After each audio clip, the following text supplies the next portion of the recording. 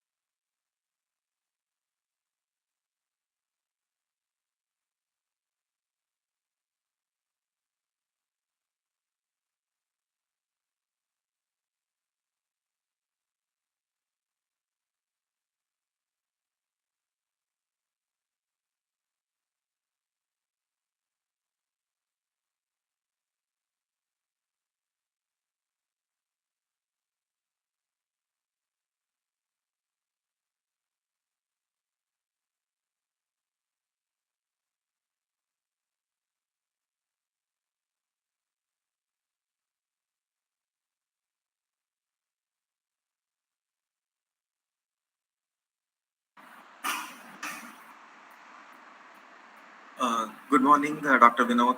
Welcome to this inaugural ceremony. Good morning, Dr. Karthik. Thank you very much.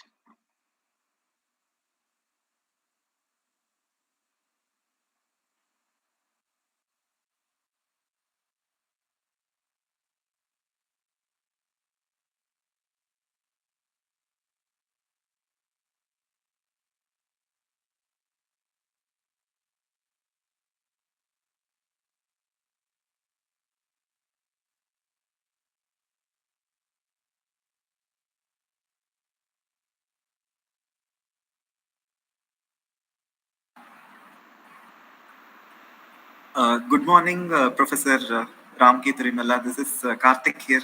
Welcome to this inaugural function.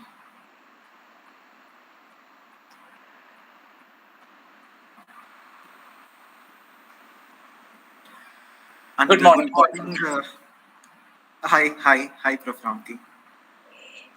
Can you all see me clearly and hear me clearly? Yes, you are audible, and yeah, your voice is quite clear, and you are visible as well, Prof. Ramki. Excellent. Okay, and I might just turn off the camera. Sure, please. In a little bit, but since I'll be presenting, when I'm presenting, I'll just share my screen and turn off the video. Sure, please. And good morning, Dr. Dinesh Shankar Reddy. Welcome to this inaugural function. Good morning, Dr. Karthik.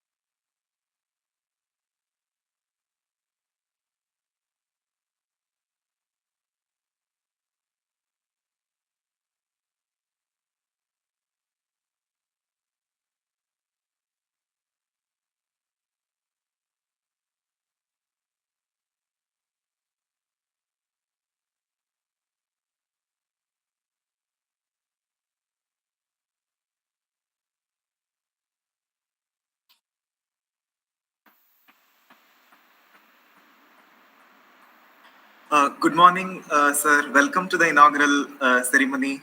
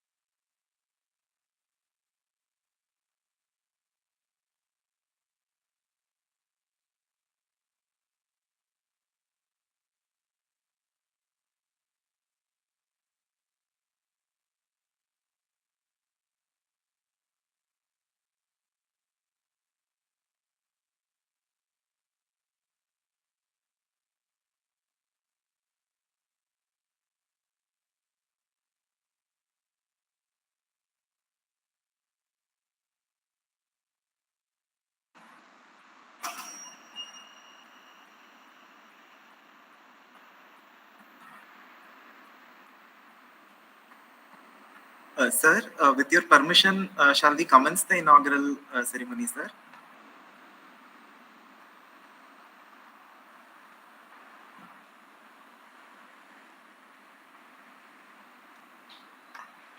Hello, good morning. Nobody is there? Yes, sir. You are audible, sir. Good Good morning. morning, sir. Can we start our program? Thank you. Thank you.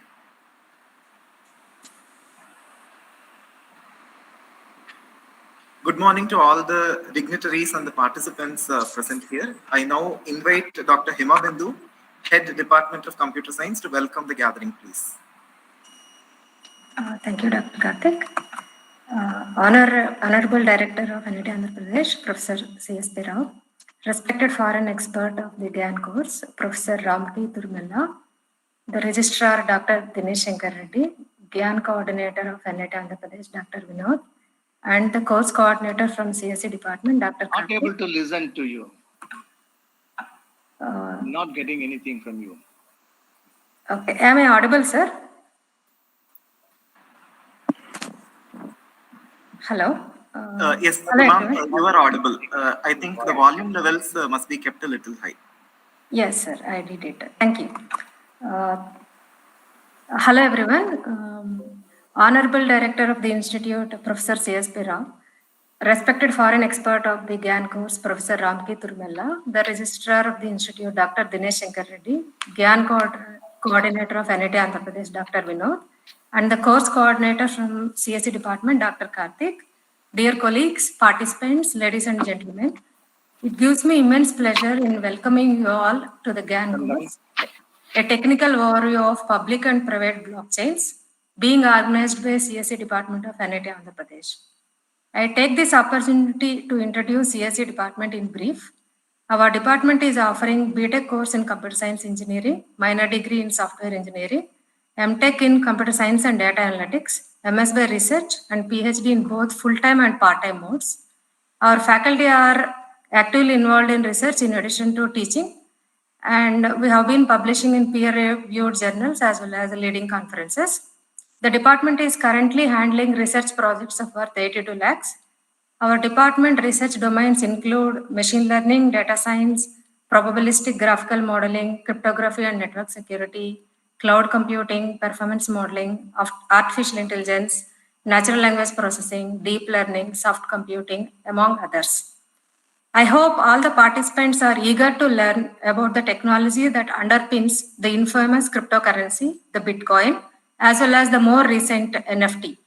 The blockchain technology, which was first introduced to alleviate the double spending problem associated with digital currencies, now has a myriad of applications.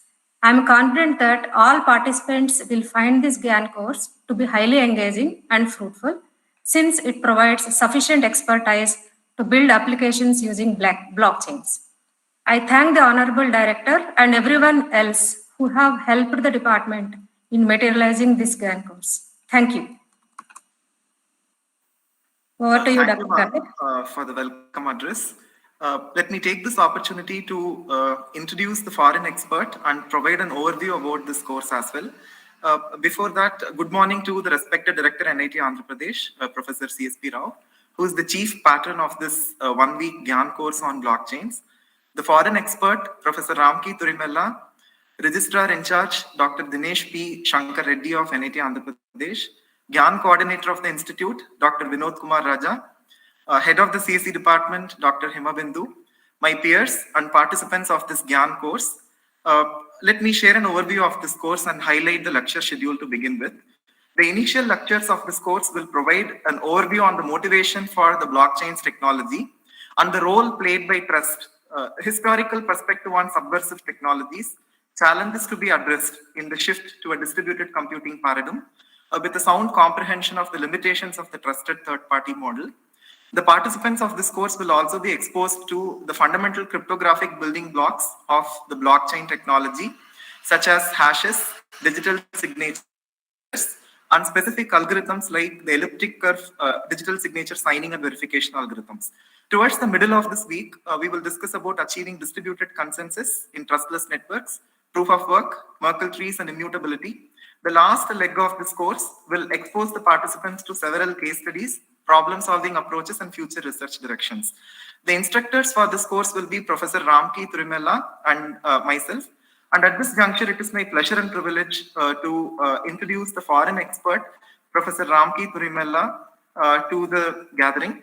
Professor Ramki brings a lot of experience, both from industry and academia with him. He is an experienced professor and professional with PhD from University of Texas, Austin.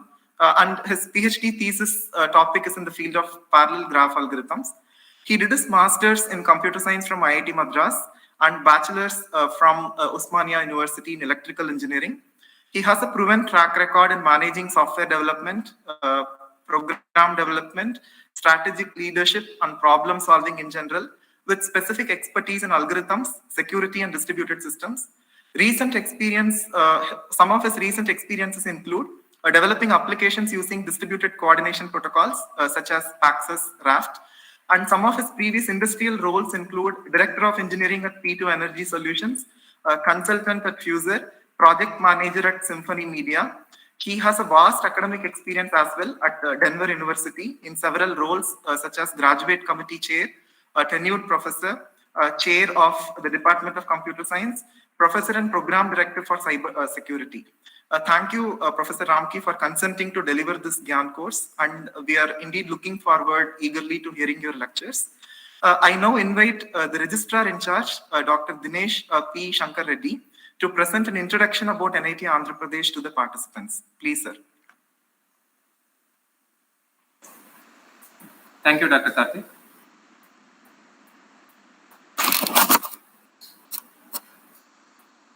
Respected Director, NIT Andhra Pradesh, Professor C.S.P. Rao. Course Coordinator, Dr. Karthik Seshadri. Head of the Department Computer Science, Dr. Hembindu. Professor for this GIAN course, Professor Ramki Turmella from University of Denver. All other faculty members of Computer Science and Engineering, the participants who have registered for this course. Very good morning to all of you. At the outset, on behalf of NIT Andhra Pradesh, I welcome you all for this technical overview of public and private blockchains, the first GIAN course at NIT Andhra Pradesh, being organized by Computer Science and Engineering Department. For the sake of participants and for the sake of the guest speaker, very briefly I'll be presenting the journey of NIT Andhra Pradesh during the past 6 years. NIT Andhra Pradesh was established in the year 2015 with an intake of 480 undergraduate students in 8 disciplines of engineering. Later, this UG intake has been enhanced to 603 in the year 2020. And from current academic year onwards, with the addition of EWS quota seats, the intake of UG has been enhanced to 750.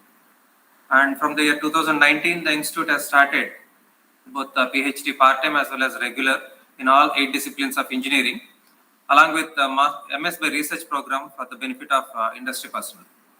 And from the year 2020 onwards, the institute has started 6 MTech specializations and 2 more were added from the current academic year. For initial 3 years, NIT Andhra Pradesh has functioned in 2 transitory campuses, as well as the students were accommodated at 7 to 8 different places in and across Tadepalligudem, and has faced many initial difficulties. Once Professor C.S.P. Rao took over as founder director of NIT Andhra Pradesh in the month of March 2018, immediately the onus was shifted to the construction of permanent campus, and in a record span of 10 months time, by December 2019, we were able to get 52,000 square meters of area got constructed, and in additional 14 months of time, another 50,000 square meters of area has also got constructed.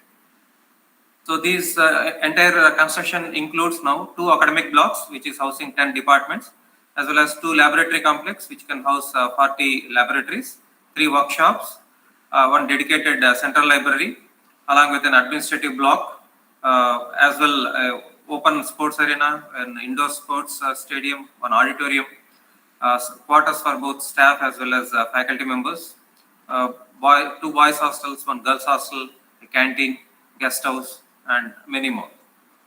So when some of these facilities were inaugurated by the then Union Minister of Education, Dr. Ramesh Pokhriyal Nishank, in the month of October 2021, during his inauguration, he has highly praised the founder director, Professor C.S.P. Rao, and in fact, he has said that NIT Andhra Pradesh has become a role model for among the all NITs who have started after the year 2010. In fact, NIT Andhra Pradesh is the 31st and youngest NIT in India. So later, NIT Andhra Pradesh is having a very small regular faculty, small number of regular faculty members. We have 47 on rolls, who are well supported by 80 ad hoc faculty members, and NIT Andhra Pradesh is having 70 non-teaching staff who are again supported by nearly 100 outsourced staff. With the limited number of faculty members, NIT Andhra Pradesh is doing pretty well in terms of research, as we have till date, we have 26 sponsored research projects worth of 5.6 crore rupees. As well, Institute has spent nearly 23 MOUs with various prestigious organizations like IIT Delhi, IIT Bombay, IIT Hyderabad, IIT Kanpur, NIT Surathkal, National Highway Authority of India Limited, LinkedIn, and to name many more. As well, the faculty members have published nearly 180 articles in SA or Scopus Index journals during the past 2 years. As well, 16 patents were filed till date by the faculty members.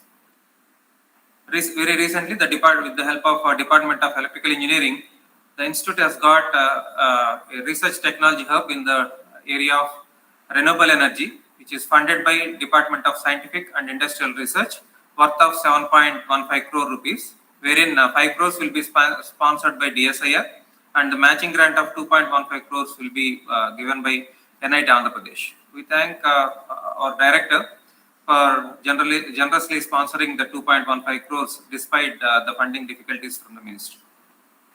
NIT Andhra Pradesh is already ranked second among all NITs in terms of providing placements to its students. For the past 3 batches, NIT Andhra Pradesh has provided 80 to 85% of the placements with an annual CPC of 8.8 lakhs per annum.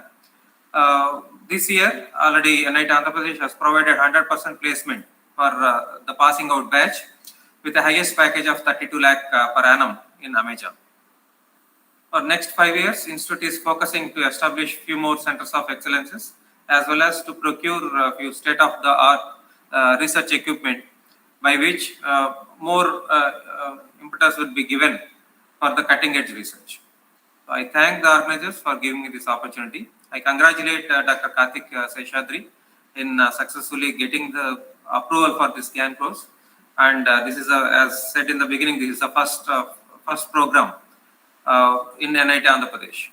Thank you. Thank you, Dr. Dinesh, for briefing about the overview of the institute. May I now request the GIAN coordinator of the institute, Dr. Vinod Kumar Raja, to present an overview about the GIAN initiatives taken by the institute. Please, sir. Okay, thank you very much, Dr. Karthik. Respected Director, Professor CSP Rao, respected Registrar, Professor Dinesh Shankar Reddy, respected Professor Ramki Tirumella, University of Denver, Deans, Heads of the Departments, faculty members, and dear participants, I wish you all a very good morning. This GIAN program was proposed to gather the best international experience to our Indian education system, and also it enabling the interactions not only to the students, also the faculty members with the best academic and industry experts from all over the world, and also share their experiences and expertise in order to address the problem like related to the India. So I would like to share some statistics as per our Ministry of Education report published in 2020. India has over 1,000 universities, which includes the central universities, state universities, private universities, deemed universities, and institutions of national importance such as NITs, IITs, AIMS, IIITs, and ISRs. So in addition to these institutions or universities, India has over 53,000 of colleges, which includes the government degree colleges, private degree colleges, and standalone institutions and postgraduate research institutions. These all are functioning under these universities. Here, however, in order to participate this GIAN program, which is targeted to having the interaction and global excellence of our Indian scientists or academicians, only 200 institutions are eligible, those with the NAC grades and the NIRF ranking, which determines the quality of the institutes in terms of education, research, infrastructure, teaching and learning, placements, and etc. as pointed out by our registrar, we are the youngest NIT in the chain of 31 NITs in our country. As per our Honorable Director's advice, by mentioning the potential of our institute and its faculty members, we submitted a proposal to the GIAN office located at IIT Kharagpur to participate in this GIAN scheme. So after several communications between our institute and GIAN office located at Kharagpur, finally they were admitted as one of the participating institutions for this GIAN program.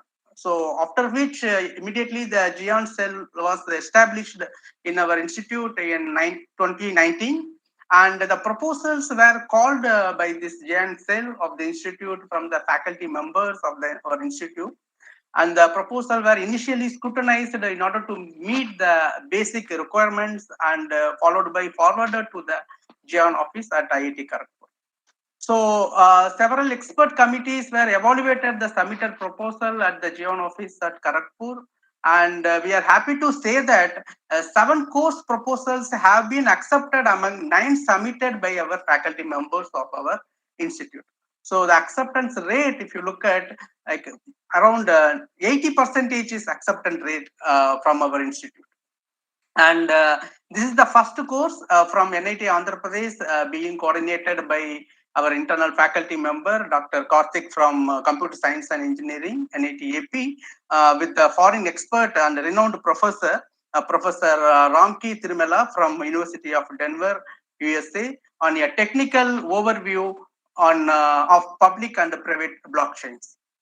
So the GIAN office is very limited to approve the proposed courses for several reasons, including funding. It is obvious and evident that this course identified as one of the potential candidate to approve by the GIAN office at Kharagpur. So I hope that the registered participants will benefit from these valuable lectures in 5 days. And I wish Dr. Karthik to conduct the course successfully, and the GIAN cell at our institute will always extend its support. And thank you very much. Thank you, Dr. Vinod Kumar, for briefing about the GIAN initiatives of the institute. It's now my pleasure to invite Professor Ramki Turimella to say a few words about the course and some of the course outcomes. Please, sir. Yes, give me 1 second while I see if I can share my screen. Sure, sir.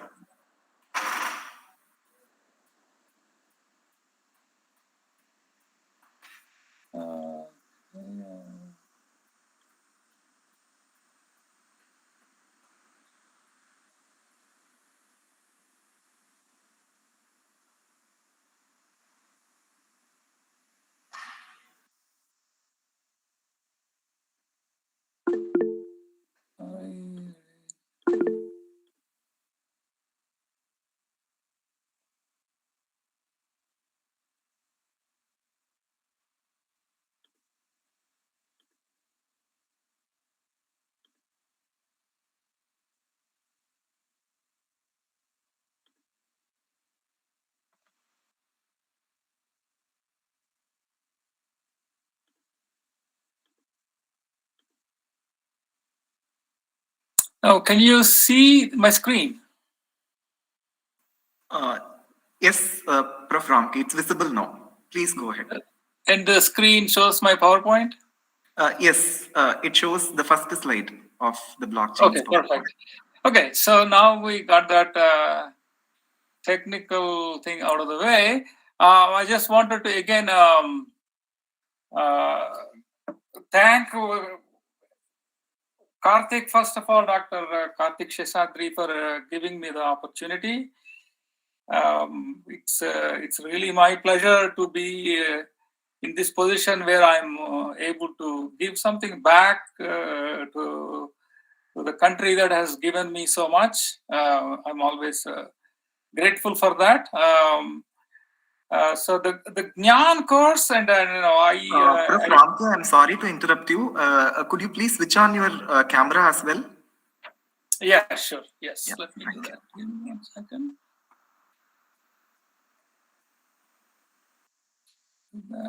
I'm going to stop sharing for now, and then I'm going to switch on the camera. How is this? Yes. Is this good?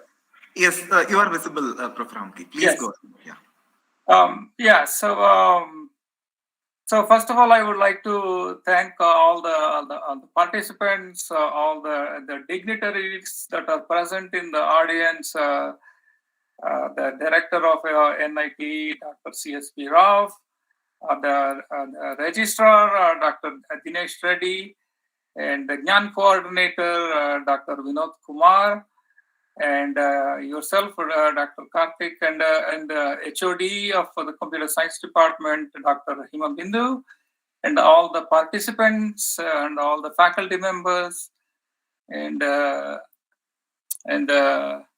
heads of departments of other departments as well. So this is thank you for taking the time out of your busy schedule to attend this. I am going to try my best to do justice for the course and try to give you a good overview.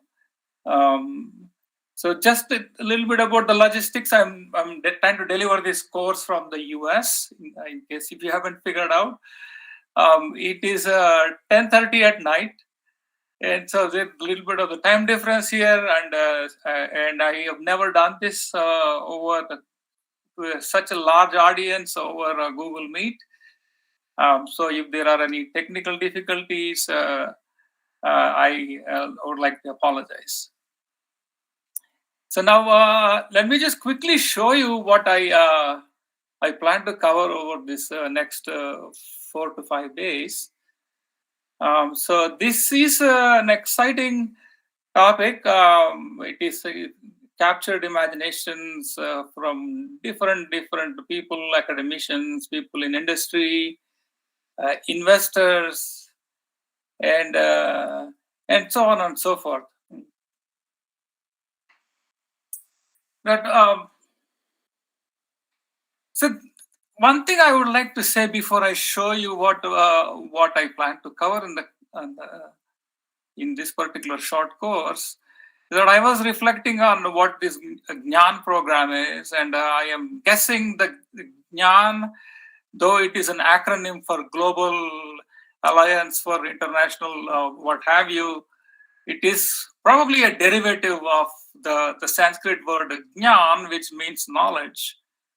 And I am honored to be put in this position where I can impart whatever little knowledge I have to this aspiring students and researchers in this space. So the thing that I heard that I distinctly remember is that from some of my friends and colleagues always used to say, education is something that once you educate your mind, in contrast with material possessions or money, it can never be taken away. Education is always going to be with you.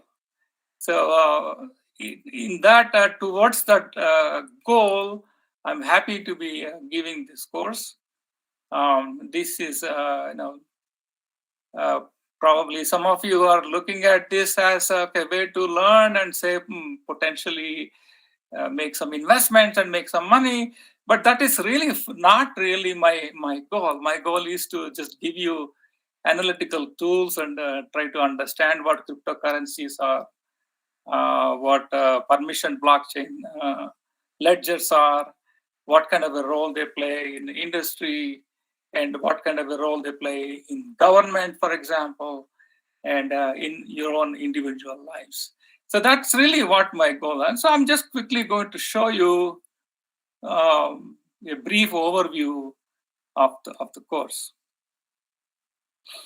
So the learning outcomes, like I said, it is not to tell you which cryptocurrency to buy so that you can get rich quick. That's far from true. The whole goal of it is how these cryptocurrencies are designed from a technical point of view. My background is in computer science. I would like to understand the technology. I would like to understand the cryptography. I would like to understand the security of different cryptocurrencies or ledgers, and what are the benefits and the downsides, and what are the challenges, what are the some of the research opportunities. So that is really my learning outcomes that I'm shooting for in this course. And so what I'm going to cover in this class is that I'm going to cover in general about finance, exactly, because finance and currency is what is money, what's finance, and things of that nature, because you really have to put this in a bigger context to understand where this really fits. And then I'll also show you why Bitcoin was invented, the circumstances surrounding the invention, what the motivations were, things like that. And I will introduce you to some cryptography in addition to the cryptography Dr. Seshadri mentioned. Dr. Seshadri was talking about how to compute hashes, how to compute Merkle trees, or how to compute public key cryptography, or what have you. But there are other more exciting things also in cryptography, such as zero knowledge proofs and secure multi-party computations. These are some, I thought when I was learning these things, first of all, they were fairly technical, number one. And number two, I thought these were fairly esoteric. Esoteric in the sense that they will never find an application anywhere. And fast forward 10, 15 years, I actually see products that are built using zero knowledge proofs or Shamir's secret sharing algorithms. So I am excited to be sharing how they are used, what they are, in addition to the cryptography basics you're going to get from Dr. Seshadri. And I'm going to tell you the power of decentralization, getting away from the client server model and having peer-to-peer computing, how it democratizes computing, democratizes rights, things like that. And that gives you a fairly broad perspective on. So the broad goal is with blockchains is disintermediation. You want to remove the intermediaries, and then and so some of the advantages. So I will work up the societal reasons what led to this kind of disintermediation efforts. If you look at how Bitcoin came about, it was built on top of a whole bunch of unsuccessful prior attempts. And in fact, I will go into details what some of those inventions were. But what is that the blockchain, the Bitcoin blockchain inventor Satoshi Nakamoto got it right, whereas the other ones didn't get right. Things like that. So I'll give you a historical perspective. So this is the newspaper from October. So sometime in October 2008, when the banks were getting bailed out. So if I don't know how many of you know this. Professor, I think we are not able to see your slides. You can't see my slide. What happened? One second. Yeah.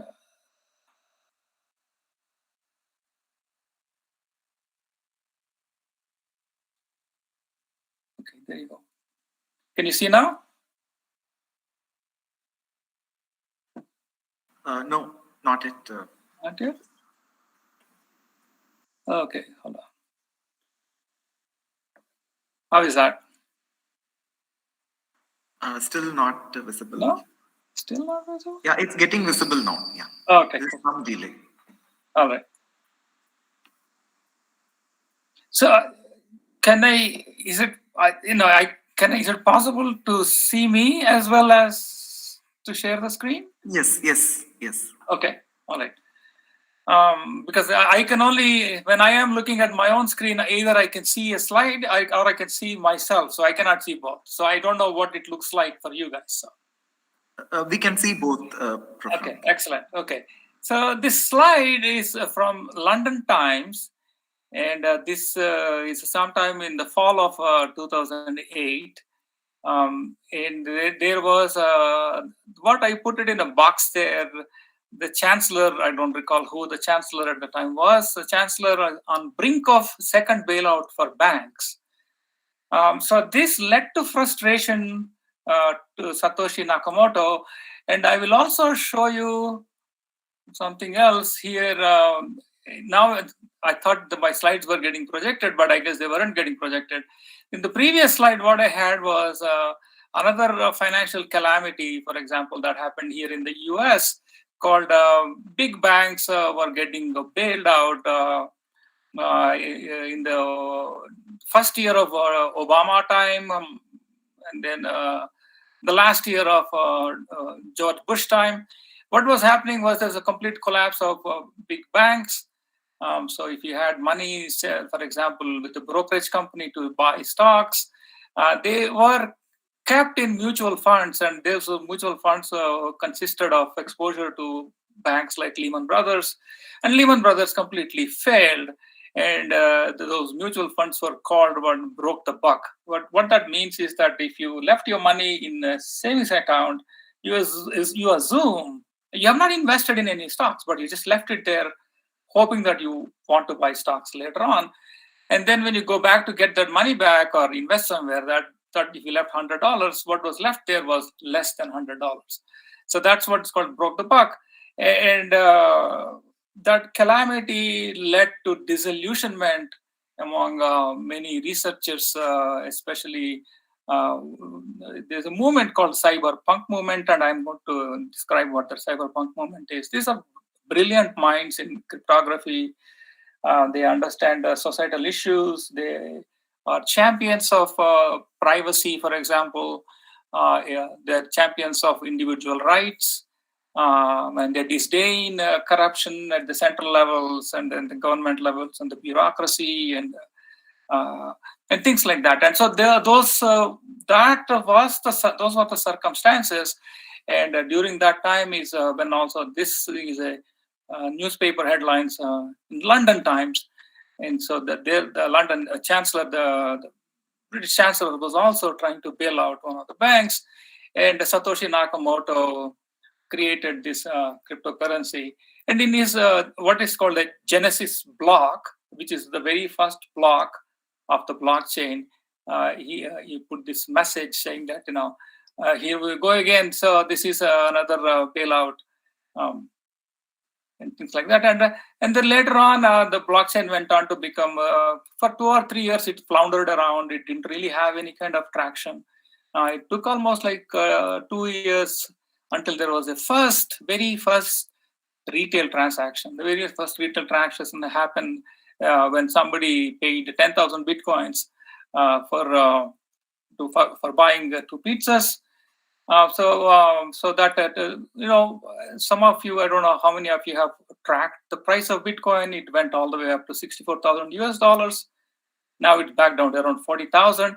So even at a $50,000 Bitcoin per coin price, that was $250 million per pizza. Okay, so the people didn't know the value back then because this was 1.5 years out from the introduction.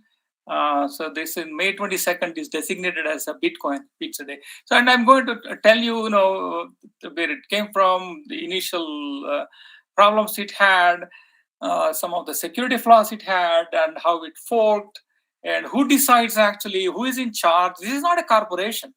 There is no central government. There is no Federal Reserve. But if you look at Bitcoin, if you look at Bitcoin's market capitalization, it's hundreds of billions of dollars. And so who is controlling? Who is at the helm? Who decides we're going to fork the chain? We're not going to fork the chain. So all these questions are very intellectually fascinating questions. And I'm going to tell you how those things will play out.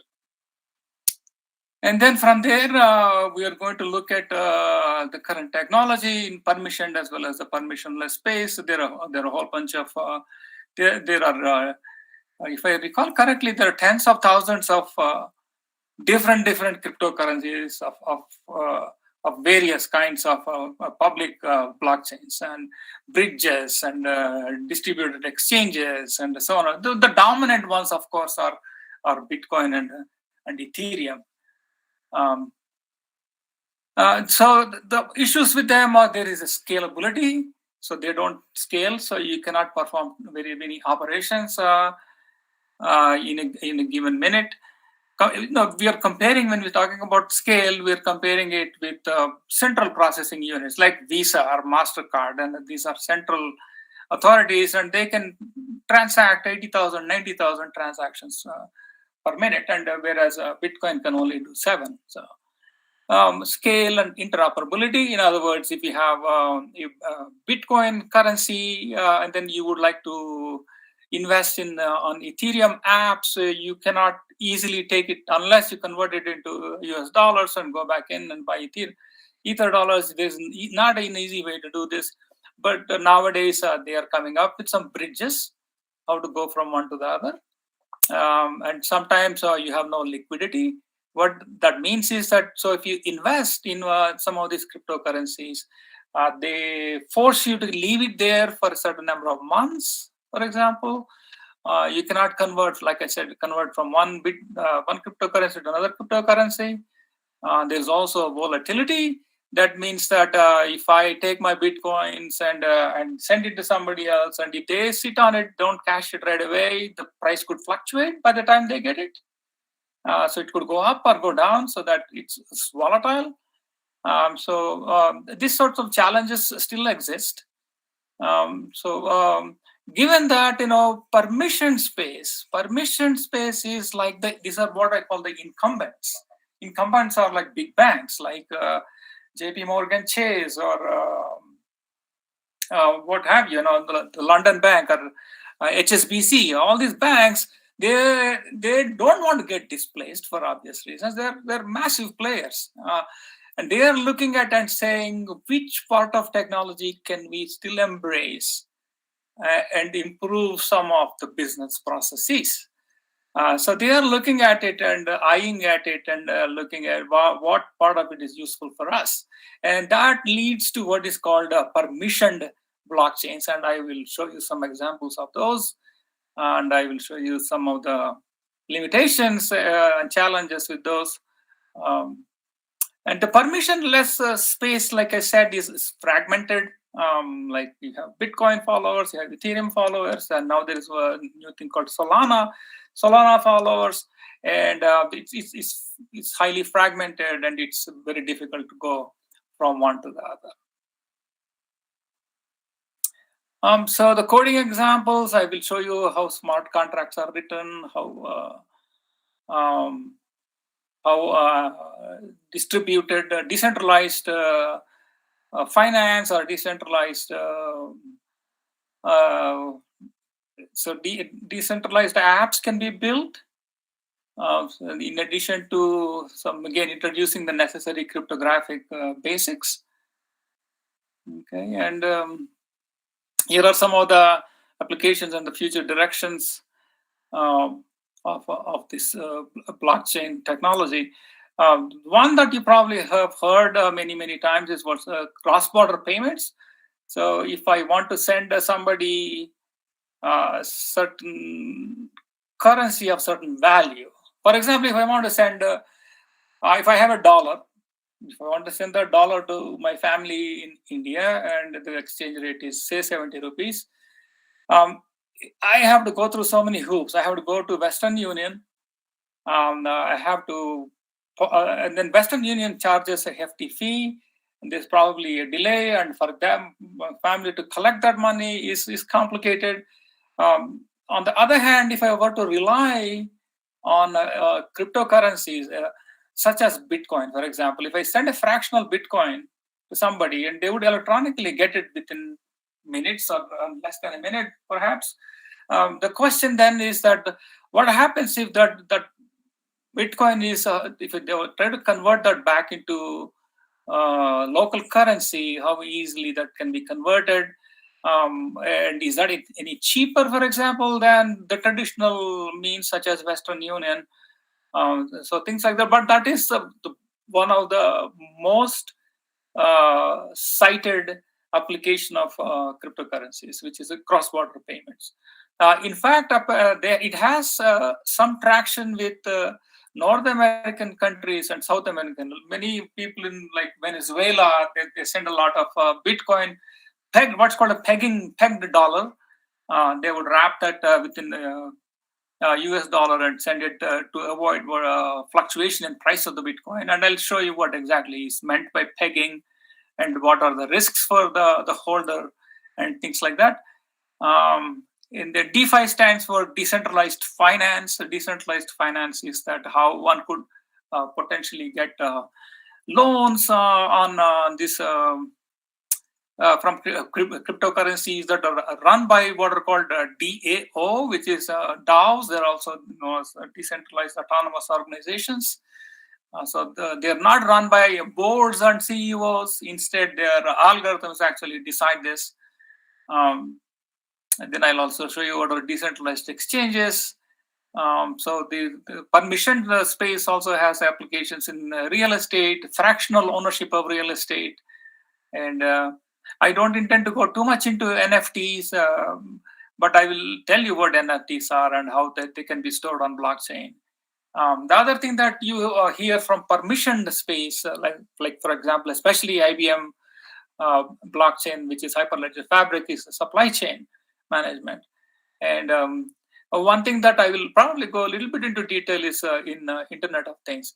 So this is the last slide I have, but I just want to say that if you look at this blockchains and cryptocurrencies and permission space, like Hyperledger Fabric or what have you, my feeling, my experience has been that the traction it has gained is very limited. Okay, so much of it is investor speculation. So the reason why Bitcoin is in tens of thousands of dollars is it's perhaps investor speculation. And I'll tell you what is meant by investor speculation when I go into that.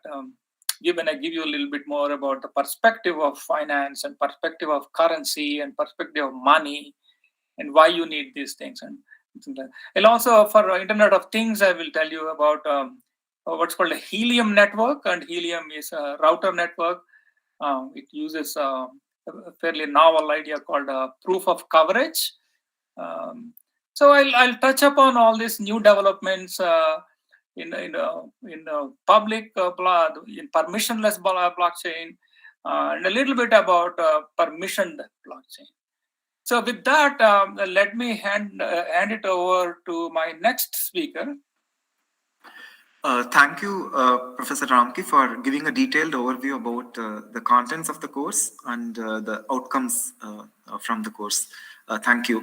May I now invite the chief patron of this course, the respected director, NIT Andhra Pradesh, Professor CSP Rao, to enlighten us with his inaugural address, please. Please, sir. Thank you, Karthik. Sir, your camera is switched off, sir. Okay. Thank you, Karthik. I welcome the foreign expert, Professor Ramki Tirumalla, or Ramakrishna Tirumalla. Most probably, he belongs to the state of Telugu states only. And I'm very happy who is an expert in the area of Bitcoin technology and ready to share all his thoughts with us on this topic.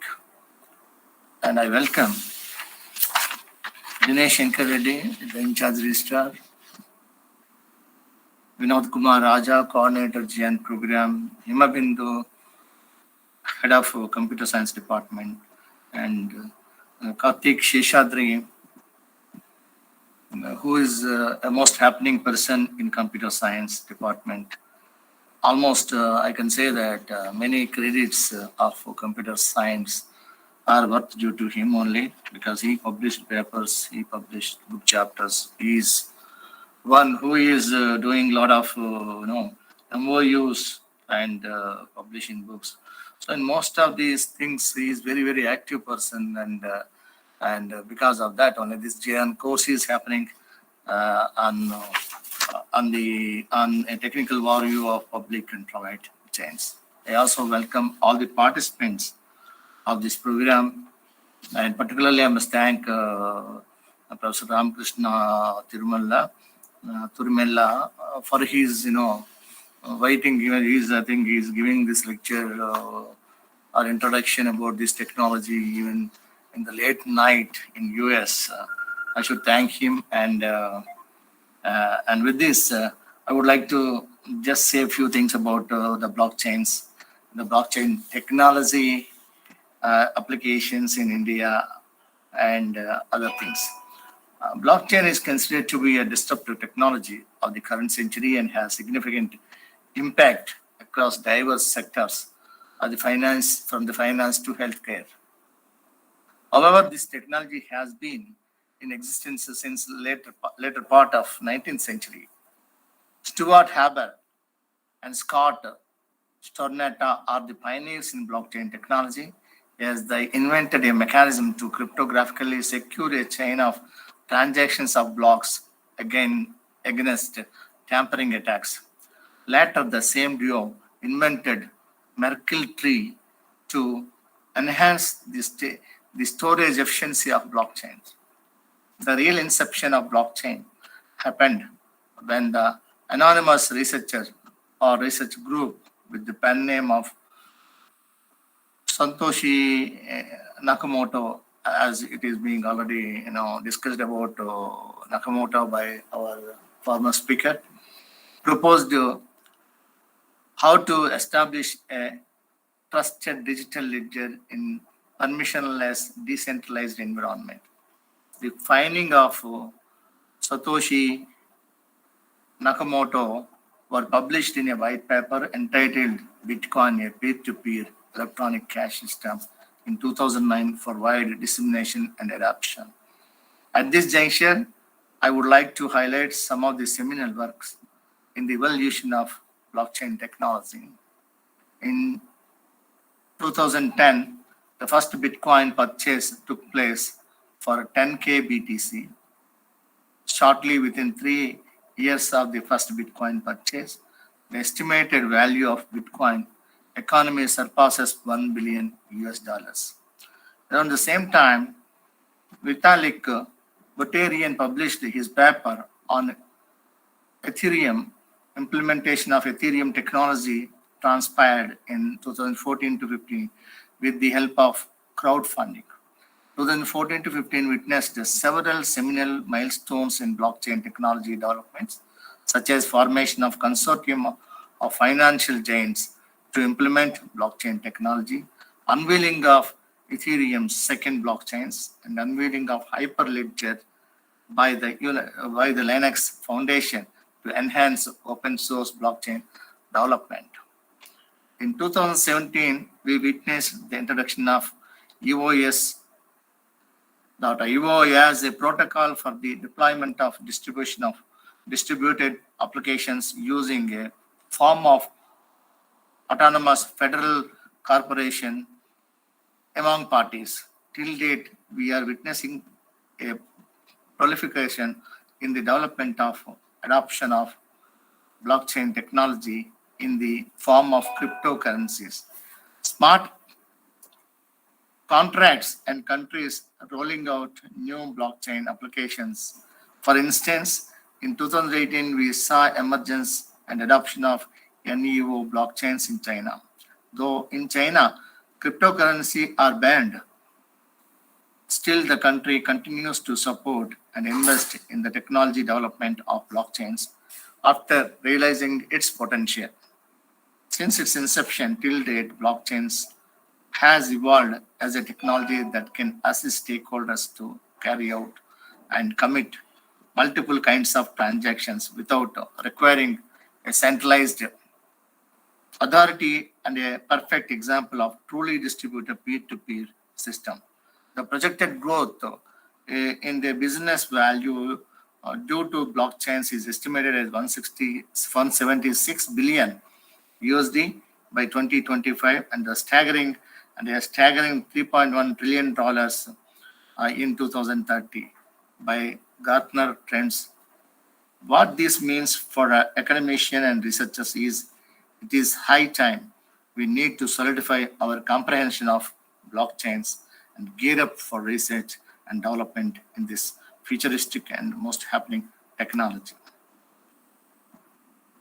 Presently in India, BCT, Bitcoin technology has been diffused into our usage, and the federal government has been formulating certain policies for the application of Bitcoin technology. However, the knowledge of many people on Bitcoin technology by many people, including elite circles, is very limited. Many people don't know what is called Bitcoin and what is called Bitcoin technology.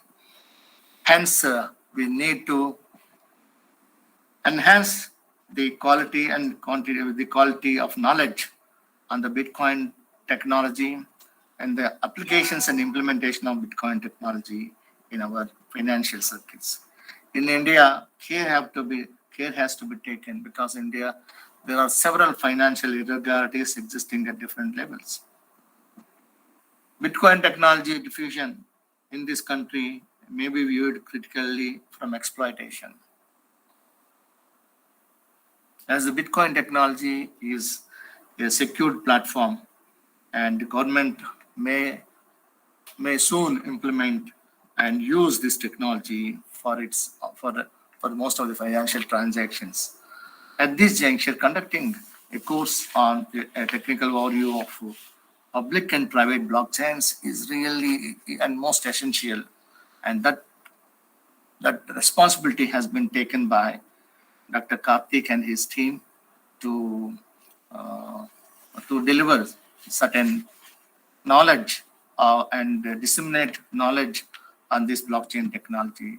We have to all the participants, and I'm sure that the participants will be gained the knowledge and application of blockchain chain technology and the research perspectives in this in future directions with respect to India and abroad.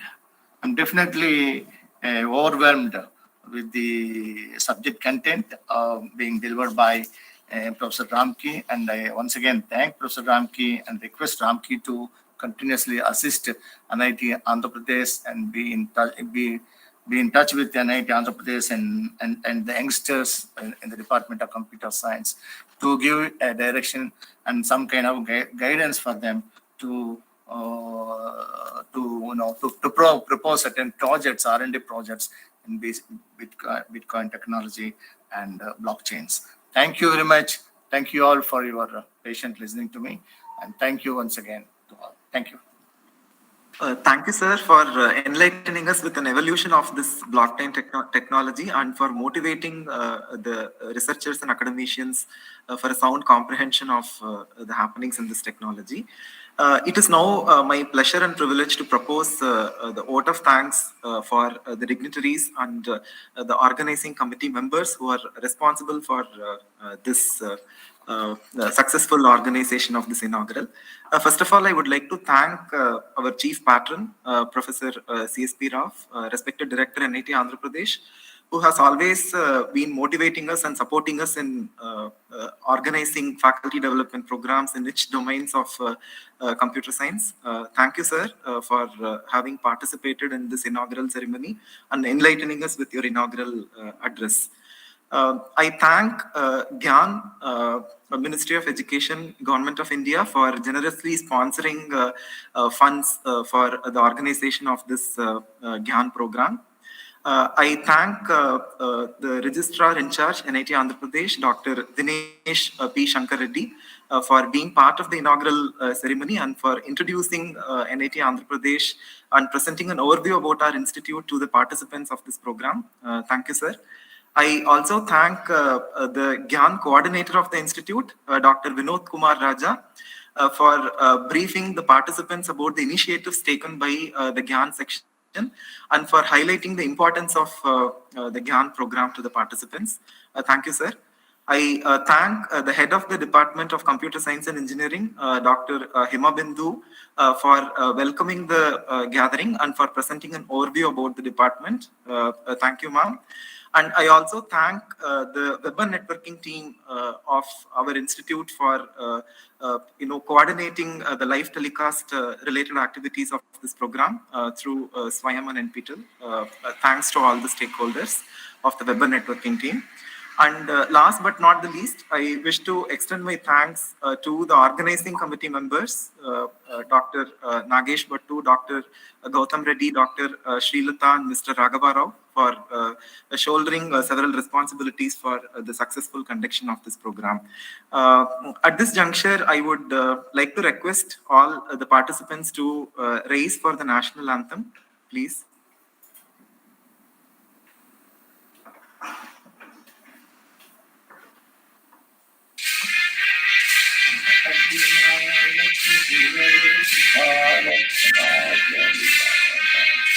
Punjab Sindh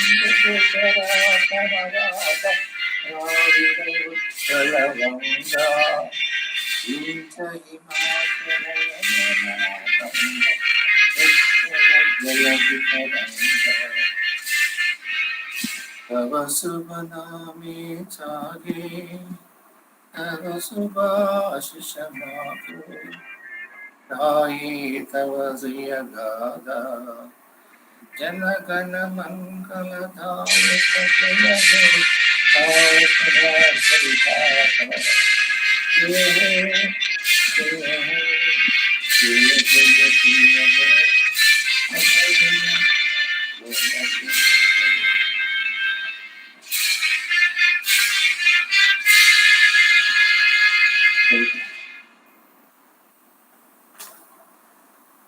Thank you, sir, for joining us. With your permission, shall we disperse, sir? Please, please. Thank you. Thank you, sir. Thank you, Professor Ramki, for joining us. We'll have a short break of 10 minutes and we'll commence the first session at 11:45, sir. Yeah, that sounds good. And I'll use the same link to join back, right? Yes. Yes, yes. The link is the same for all the sessions of this All the program, sessions, Dr. yes. Ramki. Okay, Thank you. I'll see you in about 15 minutes. Yeah. And to all the participants, please join us at 11:45 for the first session by Professor Ramki.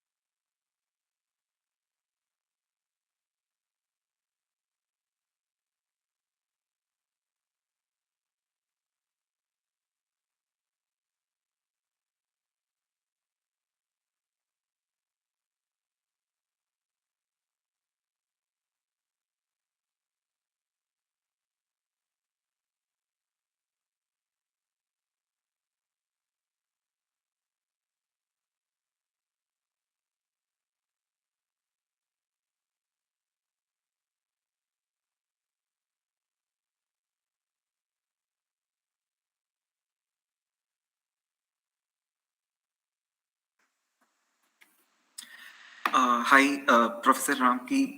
Your slides are visible. I think in a minute we'll be good to go. Yeah. I was just playing around with how to get this thing going. So that was intentional. I put that up there. Whenever you're ready, we can get started. Sure, sir. And I think it would be great if you also switch on your camera. Yep. Yeah. I can do that once we start. Sure. Yes.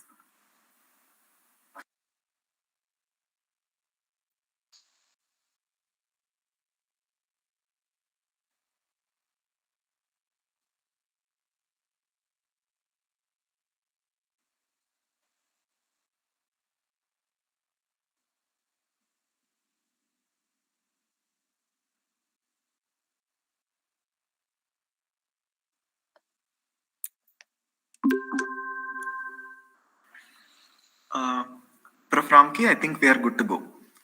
Okay, cool.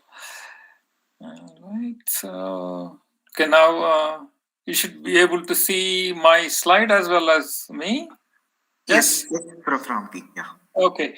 So, a couple of other things I would like to try out because this is a medium that I've never used before to teach a class.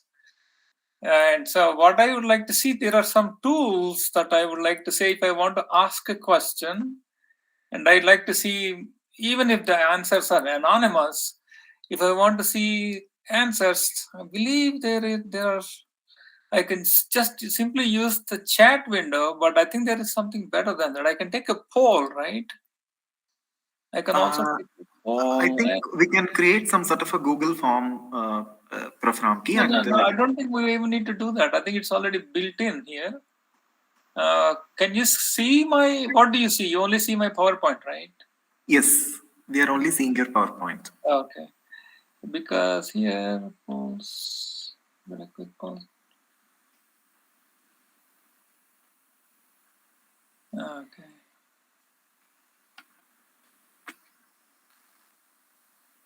But if you were to type something, what I see like in a chat message, if somebody has a question, I want them to be able to chat, type in the question in the chat.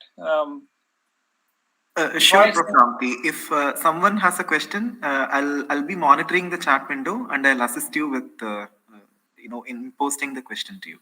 And so you see, everybody should be able to see what I just typed, right? Yes, you have sent this is test. Right. Perfect. All right. So that will go to here. Okay. So I have 3 lectures today. And the very first one, so if you just ignore the titles I have given in the brochure, but just I'm trying to get a flow going between one lecture to the next lecture, and calling the very first one as a setting the stage. Setting the stage refers back to what I was saying in my overview about what were really the circumstances that led to this invention. What are the bigger forces at play? What do we understand currently? How far did we get? How is this field of blockchains viewed? Try to just give you a good sense of that. So before we get started, are there any questions?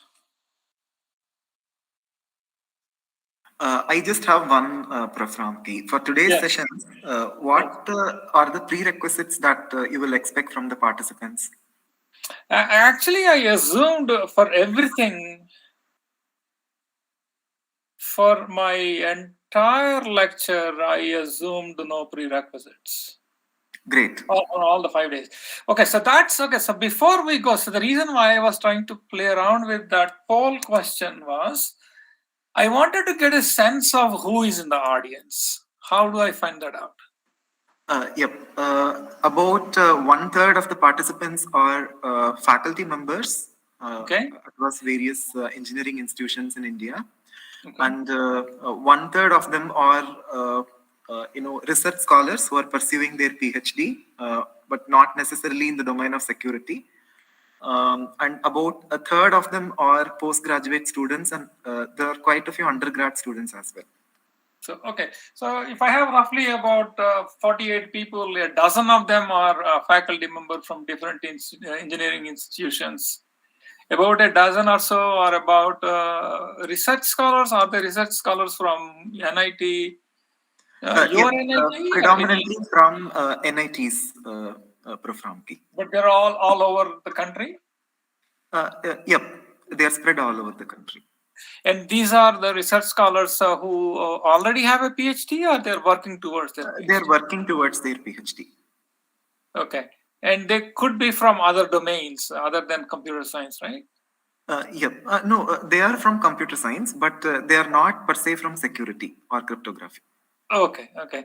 So what I have done is that at least I have prepared my slides, assuming no background, but some basics about probability, basics about some really stuff that we learned in our either high school or like first 2 years of engineering. Okay. Sure, Prof. Ramki. That should not be an issue. Yeah. Okay. Can everybody does anybody have technical problems seeing my slides or hearing me? And if so, can you send a chat message?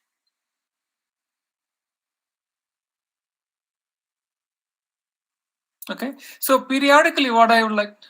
Okay, excellent. Periodically, this is roughly about an hour-long presentation. I would like to, about every 20 minutes or so, 15-20 minutes, I would like to stop and take a breather, because I know this is a lot of information packed in these slides.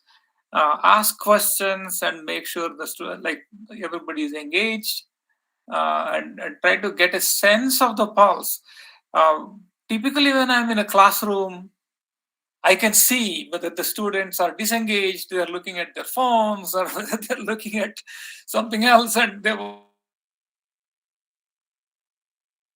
to leave the classroom. Here, I have absolutely no feedback loop. Okay, so I'm trying to see if I can build a little bit of a feedback loop so that that gets me motivated, so that I know that I am not pitching it too high level, or I'm not making it too simple, but I'm aiming at the right level. So I need to have that feedback. So anything any of the participants can think of, please feel free and write it in the chat message. But do realize that it is like saying something in a classroom. That, in other words, if you type something up there, unless you have a pseudonym, your name appears and your comment appears too. Okay. So having said that, now before we begin, any questions? All good? All right. Okay, so what I'm going to start with this overview slides. So this slide starts with questions that pretty much everybody faces. The moment you start working, this might not apply to your if you're a student, maybe you don't have that much savings, but your parents, if you're a student, your parents have these questions. Work hard, you earn a salary, and for goods and services you deliver, right? So if you're an employee, you're delivering service. In return, you get a paycheck, and then this is hard-earned money, and you try to put it somewhere, and so you work up a balance. And then constant question everybody has is that at a given point in time, if you have say 100 units of certain currency, you want to make sure that that is your savings, right? So that is something you're saving up for. Perhaps that 100 units of money can buy you a car, and it can buy you, I don't know, something else, and some jewelry and what have you, right? And if we were to ask the same question 10 years from today, 20 years from today, 30 years from today, would the same 100 units of money is going to have the same buying power? Well, that is a loaded question in the sense that it depends on where you put that money. If you actually keep it as cash, perhaps not. Because as all of you know, there is this specter of inflation. What that means is it eats into your savings. If you keep it as a cash, if you have 100 units of currency today, 10 years down the road, that maybe really be only worth 80 units of currency, right? So it doesn't quite have the same purchasing power. So that naturally raises the question: what do I do with this savings? Where do I put so that it is inflation proof, it is safe, right? If you try to put it somewhere and then 10 years down the road you try to take it out and it completely disappears, so that is not acceptable at all, right? So this is a question everybody worries about, and so there are what are called investments of different kinds, and then I'm going to show you a couple of different experiments. I'm going to show you how a certain asset is valued. What this thing came up about what is Bitcoin valued at, and I just checked while you guys were on the break. The Bitcoin market capitalization, what that means is that if you look at how many Bitcoins are out there in circulation and multiply each Bitcoin by the market value, currently it is around $39,000 or something like that. And the current market capitalization is a whopping $600 billion, over $600 billion. I believe at its height, when it was around $64,000, it has reached $1 trillion market capitalization. Okay, so what do these things mean, and how do they get to be so valuable? And that means that it's a good investment to put in Bitcoin and things like that, right? So remember again, I said in my overview, I am not giving you investment advice. Based on this course, I'm not suggesting you should go invest or take out your investment if you have already invested based on your own reasoning. What I'm going to give you are tools to evaluate. This is what this is, and this is why I think it is going to, because of all these fundamental principles that underlie these things, it is a good asset to own, and I'm going to keep it, and then it is potentially going to be more valuable 10 years from today. So these are the kind of reasoning tools is what I hope to equip you with when I get through the course. And clearly 5 days is this is a vast amount of literature around this. So if we can get you to understand from a 10,000 foot perspective what different pieces are, understand what the landscape is, and if I give you enough pointers where you could go if you so choose, if you get interested, if you want to dig down further, and investigate more, and I will show you the right resources. Ultimately, my goal is to inspire you to just learn more and more and more. It's about knowledge. It's nothing about investment advice or anything of that kind. And I also give you the cryptocurrency perspective. See, the thing is, I do have a pet peeve about this terminology. Nowadays, when you say, I come from, when I did my dissertation, I did it in algorithm design. Algorithm design involves, designing some algorithms, proving its worst case complexity, and using a theta notation and say that this is better than what someone else has done, and so on and so on. But now the algorithm word has been hijacked by the ML community. They call this ML algorithms. Algorithms means ML algorithms. Similarly, what has happened, unfortunately, cryptocurrency have hijacked the word crypto to mean cryptocurrencies. So the word crypto used to mean cryptography. And cryptography is a rich set of mathematical tools that could be used for cryptographic purposes. Right? But now crypto has come to mean cryptocurrencies. And because now everybody whether they're in the field or not field, they invest and they are aware about Bitcoins and things like that and Ethereum, and they call the entire space as crypto. Okay? And I try to give you a perspective on what are the. So I looked up how many different cryptocurrencies there are. Apparently, there are something like 8,000 different cryptocurrencies. We don't really. I am not even going to give you a flavor of what those things are, other than to mention a handful of cryptocurrencies, and we look at some of them. And let's also ask the question: what exactly is currency? Why is the currency used? And what is money? And what is public key cryptography? And so this is the question. This goes back to the question that you are asking, Karthik, which is that am I going to assume any background in knowledge? And the way I'm going to introduce public key cryptography is not introducing number theory and torsion functions and RSA algorithms and Diffie-Hellman cryptography, none of that stuff. Something a layman can understand what the tool does. So how to use the tool rather than how to build a similar tool. Okay, so in that sense, that my expectation of the background that you have is fairly little. And I'll also I'm going to tell you about what are ledgers, historically what ledgers meant, and what ledgers expectations are, what's a good ledger versus what's a bad ledger, and so on and so forth.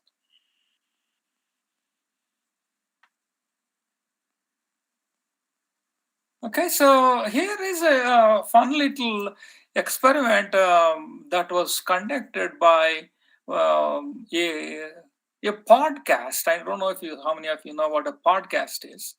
Podcast is like a radio program that somebody records at a certain point in time, put it on the web, and you can stream it and listen to it from Spotify or any of these various streaming apps for audio. And so the NPR is a national public radio. It's like it's publicly funded radio station, and that has an interesting summer program on investments, how to invest. And so here is one of they've done a couple of different experiments. This experiment is on guessing the weight of a cow. Okay, I mean, just really silly experiment, right? If you think about it, what kind of an experiment is that, right? And so, sorry to interrupt, Prof. Ramki. I think yes. Your slides are static. Are you moving your slides? What do you see now? You don't see the cow on no, I just see your PowerPoint edit panel. Your slideshow is not seen. Why is that? Now, what do you see? Nothing? I just see your PowerPoint window with setting the stage. Oh, really? I wonder why. Okay, so let me see if I can stop the share and go back. And I'm actually only on slide 3. I'm glad you stopped me. Let me see if I can do like a full screen share. That might fix the problem. I'm going to stop. I'm going to do entire screen and choose share. Now get back to now what do you see?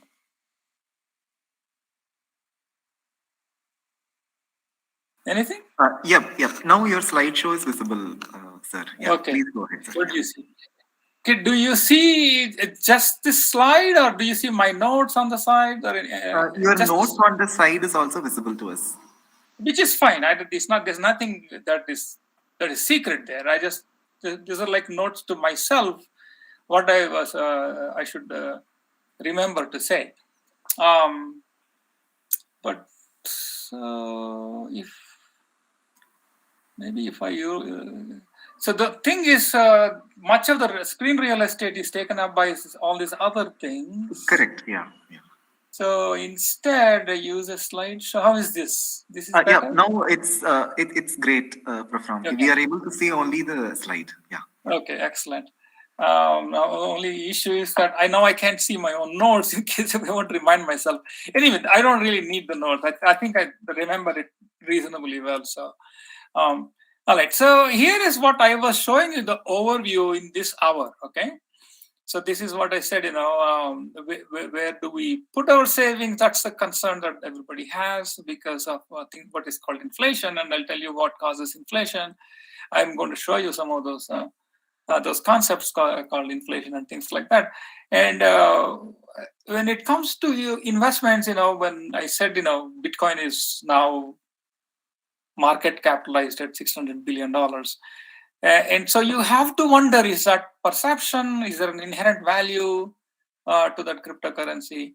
And things like that. And there's what is also called, when you look at something, when you say, okay, IBM is trading at $100 a share, and you have to wonder why $100? And there's what is called a discounted cash flow method. So what that is that you look at how much IBM currently has in their bank, and what kind of liabilities they have, such as loans and things like that. You subtract those. And to that, you add what is called a discounted cash flow, what it is likely to generate going forward. And you discount that for today's price. And then you add that and divide it by the total number of shares. And if that comes out to be 100, then that's neither good nor bad. But if it comes out to be 150, then you should definitely buy the stock. If it comes out to be 70, then it is overvalued. Stay away from the stock. This is a discount. There's a method of valuing a particular stock, and this is Warren Buffett, one of the famous investors, uses this method called discounted cash flow method. So investment, there are different mechanisms to weigh when something of certain value. Okay. And then, like I told you about, I'll give you a cryptocurrency perspective and so on and so forth. So here is the experiment that I was telling you about that the Planet Money conducted. It's called guessing the weight of the cow. But how is this relevant for investments? What we're talking about? It is relevant because it's like what is called the wisdom of the crowds. And so what they have done was that they have conducted this survey on the internet. About 17,000 people or so participated. And some people gave some ridiculous numbers like 100 pounds, or some people gave like 20,000 pounds. But it doesn't matter what they have given. And they computed the average at the end. And the guess came out to be 1,287 pounds. The actual weight of the cow was 1,355 pounds. They were only 5% off. So there is this notion of wisdom of the crowds. If IBM or any of your favorite companies are trading at a certain value, and the crowds have spoken, and they felt that it's around, the valuation for this is around that. Okay. So that is one thing to be kept in mind. So when you wonder, is Bitcoin really worth that much? Is it undervalued? If I buy it 6 months from today, is it going to go up? You have to keep some of these techniques, how people value things, in mind when you make those kind of decisions. So I have also pasted this the graphic from Reddit that is fairly recent. And the guy, I think is really recent, like within last 2 weeks or so. And if you Google that, you'll probably find it. And the guy is trying to provoke a discussion around the valuation of these cryptocurrencies, and saying that 99% of the crypto market is just junk. None of them seem to have any real life utility. And he's challenging people to change his mind. Right? So you have to see, so there is also contrarians. It's not like everybody believes Bitcoin is the greatest and the best and the greatest. There are people who just say that this is just a hype; it will just disappear. One thing I have to give it to this poster is that the utility I have seen is fairly limited. Bitcoin is being used quite a bit. Actually, not Bitcoin, but it's a pegged version of it, which I will tell you what that is. And it is being used, like I mentioned in my overview, in cross-border payments. Cross-border payments is like what I told you, like if I want to send some, take some certain number of dollars and I want to send them to India. And I don't want to use Western Union service because they are horrible service and they charge a lot of money. And for whatever reason, I'm unhappy, right? And so I can buy what are called, pegged coins, and like they are pegged against the dollar.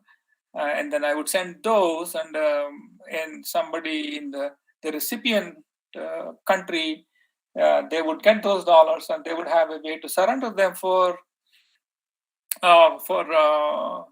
the US dollars. Okay, so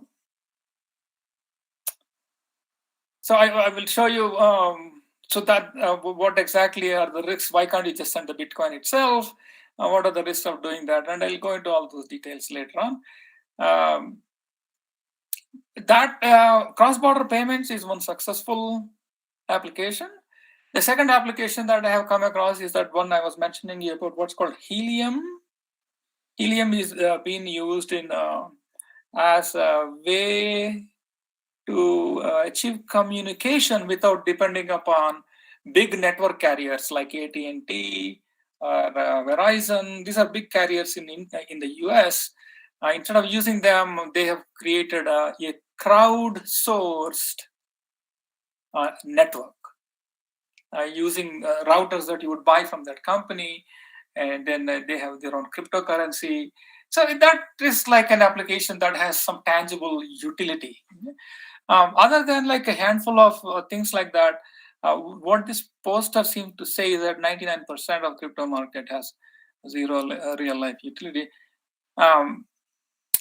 That seems to be the case, at least until now.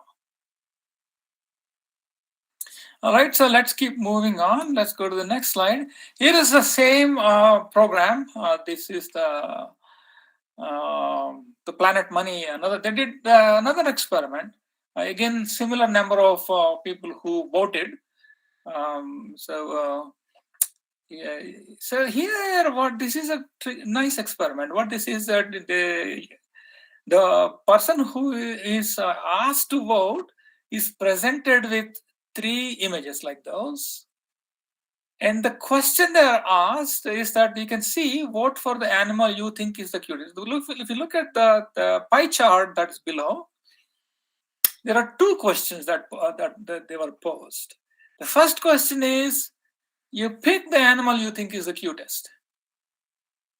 Okay, and you can look at the darkest color being the kitten. Kitten is the cutest, 50%, and then the next darkest is 27% is the slow loris, and the 23% said it's the polar bear.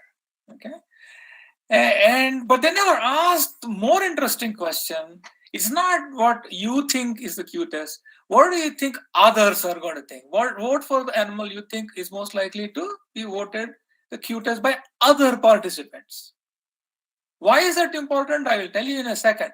But that's vastly different.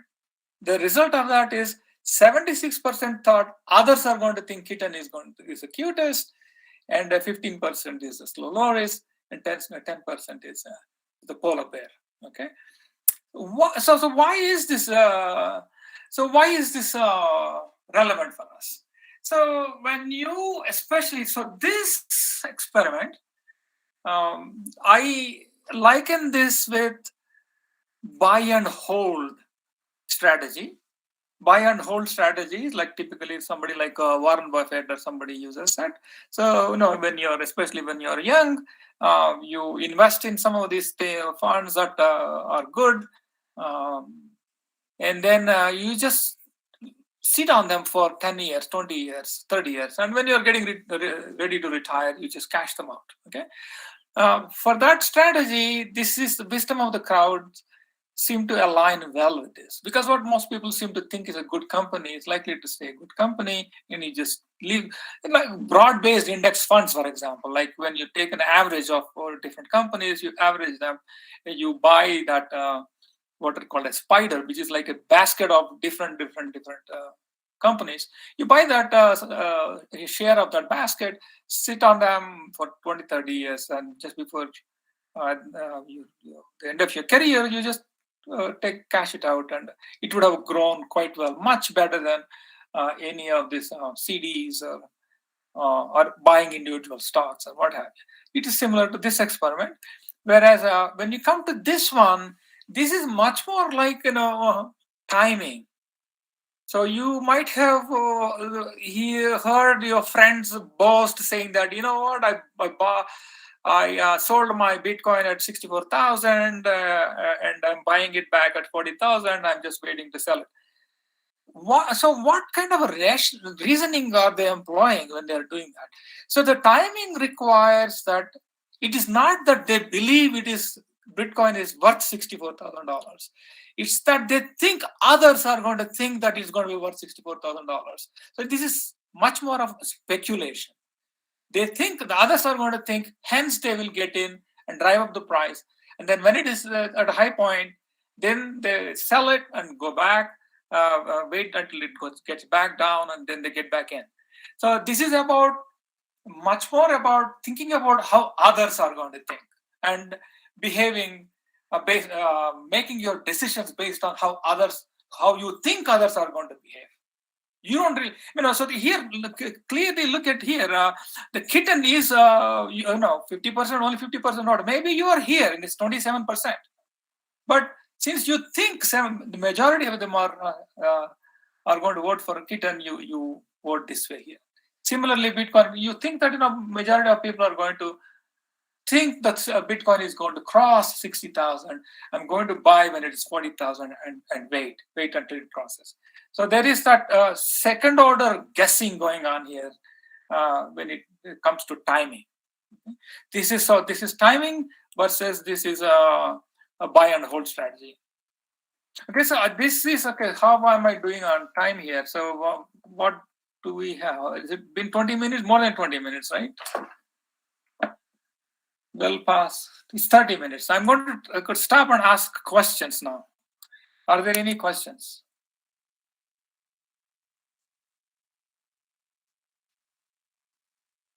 I still have 36 participants, which is from so far no questions have flown through the chat window.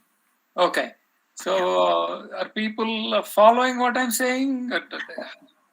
Yes, I think some of the internal participants are here with me, and I think they're following what you are saying, Prof. Ramki. No issues. Okay. No. Excellent. Okay. All right.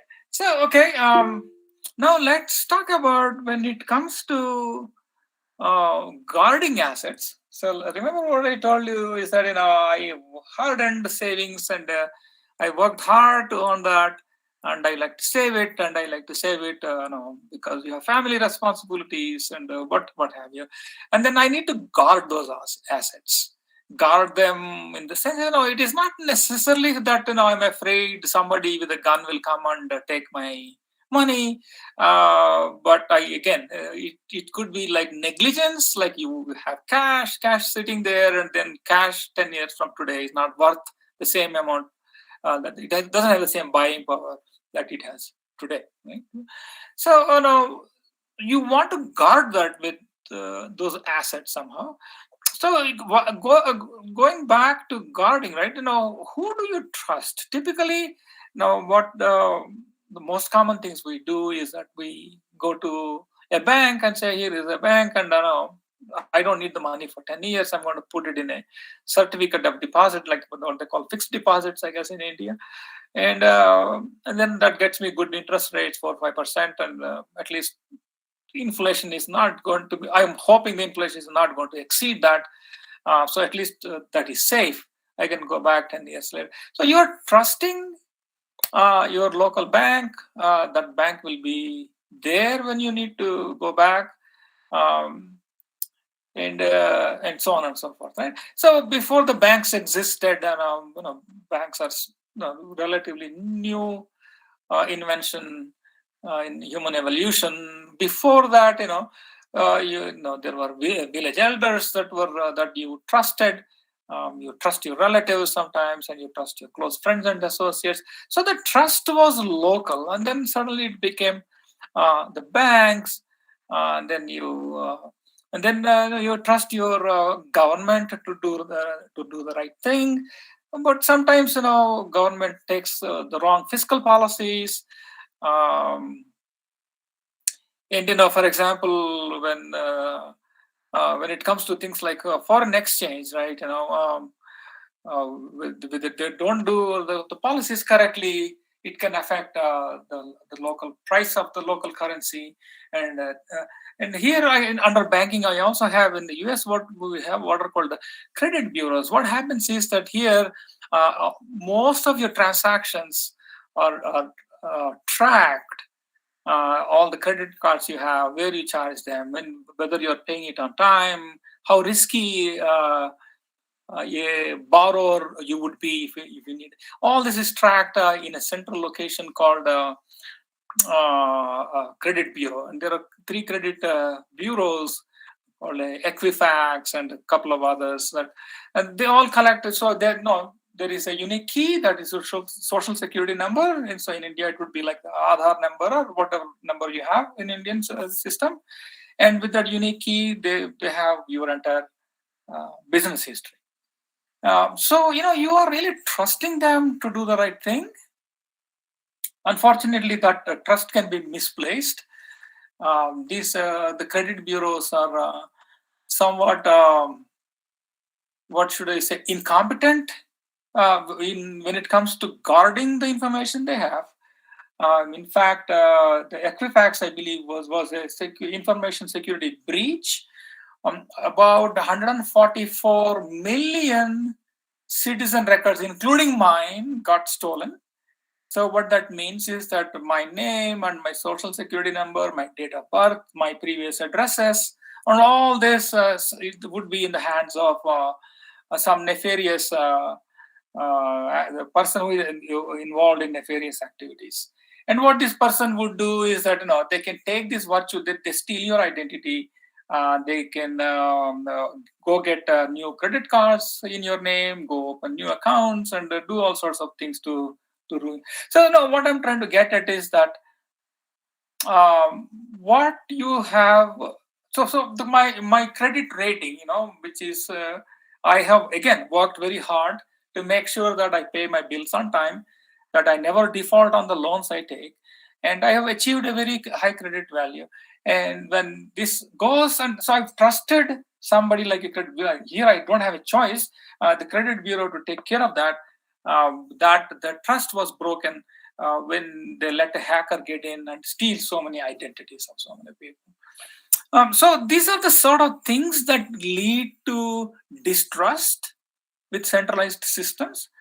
So, for example, I'll show you some examples of how citizens of several Latin American countries lost complete faith in their governments because the currency they are holding, the local currency, became worthless either because of poor fiscal policies or corruption or various other reasons.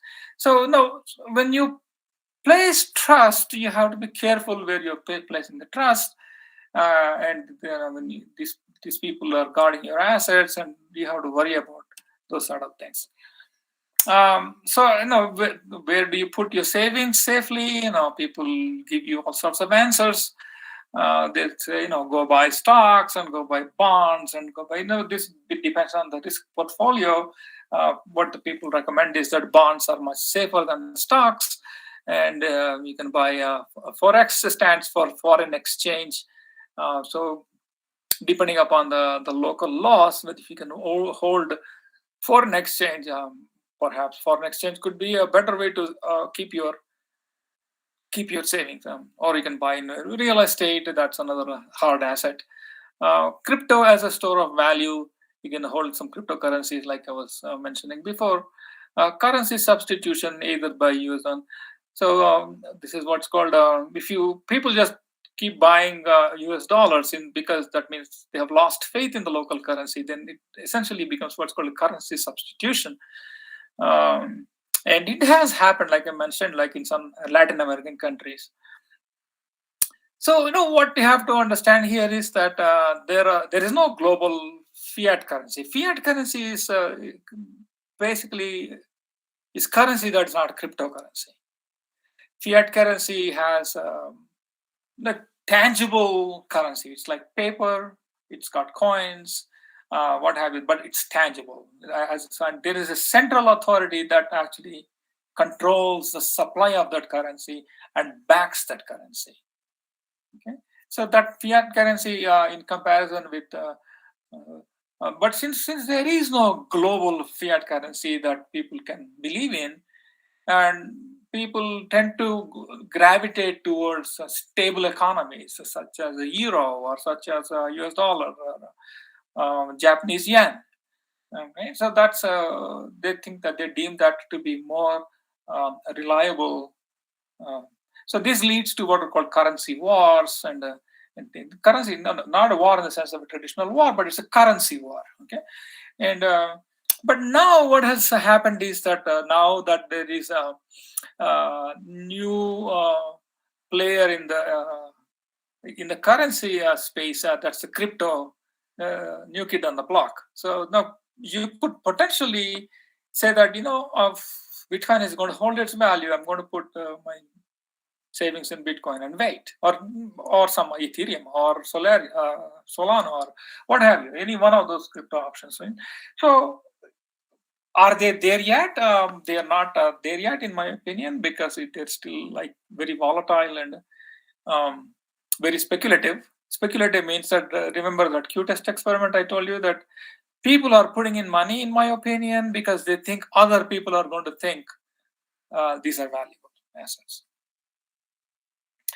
So what happens with putting a lot of trust in central government is it can cause inflation. In some cases, it can cause what is called hyperinflation.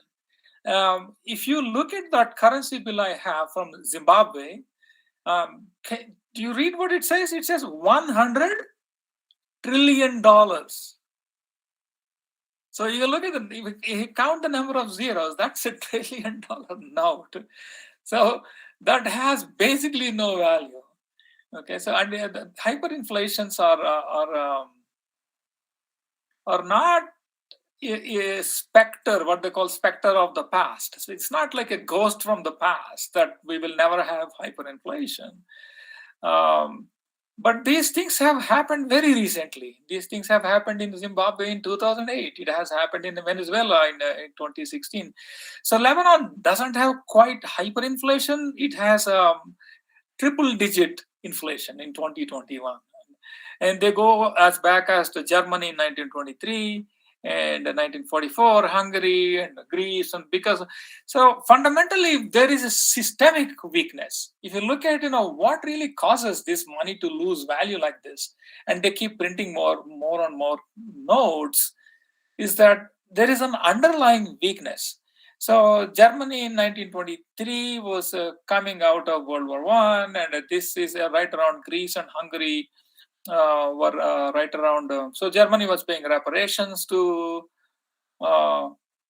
other nations, and Greece and Hungary also. What was happening similarly was right around Second World War time. And in Yugoslavia, there had ethnic cleansing, and then it split up into 2 or 3 different countries, and there was a war underlying that.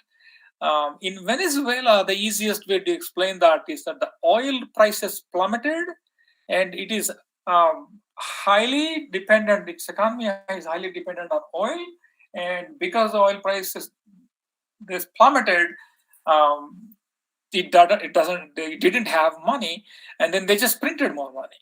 And printing is rarely the solution. And I will show you a short video. It's a 5-minute video. I don't think it's a very long video. And it shows you, it's a 7-minute video. It gives you an idea of how pathetic things get when there is hyperinflation. And from the time you earn your daily wages, so you put in your work with the factory, then you go there to buy the bread. By the time you reach the store, the value of your wages have gone down. That's what is hyperinflation. I had a hard time understanding really how quickly can it drop in value. So I'm going to show you this quick video, and then we can stop and take maybe more questions. And let me know if there are any technical troubles in seeing this video. How much damage can hyperinflation do to a country? If you search the globe for economic meltdowns, Lebanon is high on the list. The country has seen its currency lose 90% of its value against the US dollar in just 2 years. A government paralyzed by infighting and factionalism has done little to make life easier. Add that all up and you get this. Fury on the streets of Beirut. Lebanon is descending fast into an economic crisis that the World Bank says will likely rank among the world's worst of the last 150 years. There was no growth and there was no sign of hope. It's the biggest Ponzi schemes in modern history. Finally, catastrophe.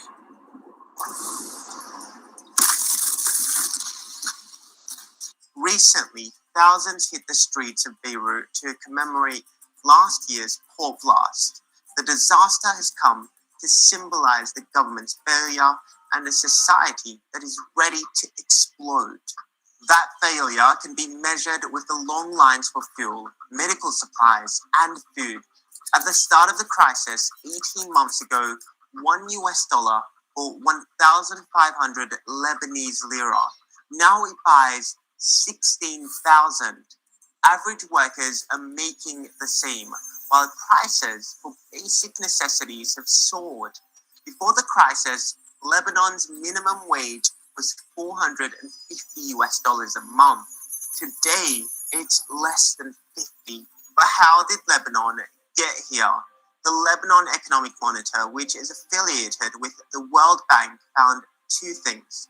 There was a lack of political consensus over effective policy initiatives and a lack of understanding on how to prevent a bankrupt economic system, which benefited a few for so long. Last year, Lebanon defaulted on its sovereign debt, and now its central bank says it's effectively ending fuel subsidies. So when you mix a country that is heavily dependent on imports and then cut government handouts, you get the perfect recipe for hyperinflation. In normal days, less than a couple years ago, those would have been worth around 40,000 liras, which is around $30. Let's see how much are those worth today. What should have been at most 40,000 Lebanese liras today is worth 180,000 Lebanese liras. Tomorrow, it'll be more. But Lebanon is far from an outlier. Over the last 2 decades, other countries have seen their currencies plummet and their economies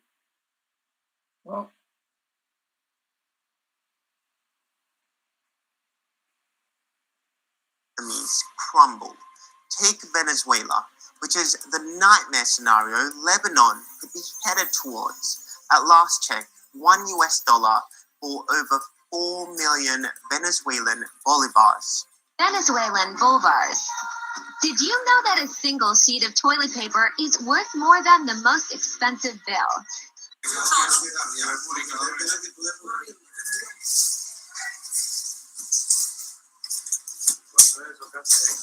This is an example of the inflation rates in Venezuela. All of this money is barely $4. Venezuela's economy was once the envy of the world. It has the largest proven reserves of oil at 300 billion barrels. That puts it ahead of Saudi Arabia and other oil-rich Gulf states. In 1950, it had the world's fourth highest GDP per capita. But today, it's one of the poorest and most and crime are being fueled by an economic crisis with no end in sight. Basking in high oil prices a decade ago, then President Hugo Chavez lavished the country with generous subsidies.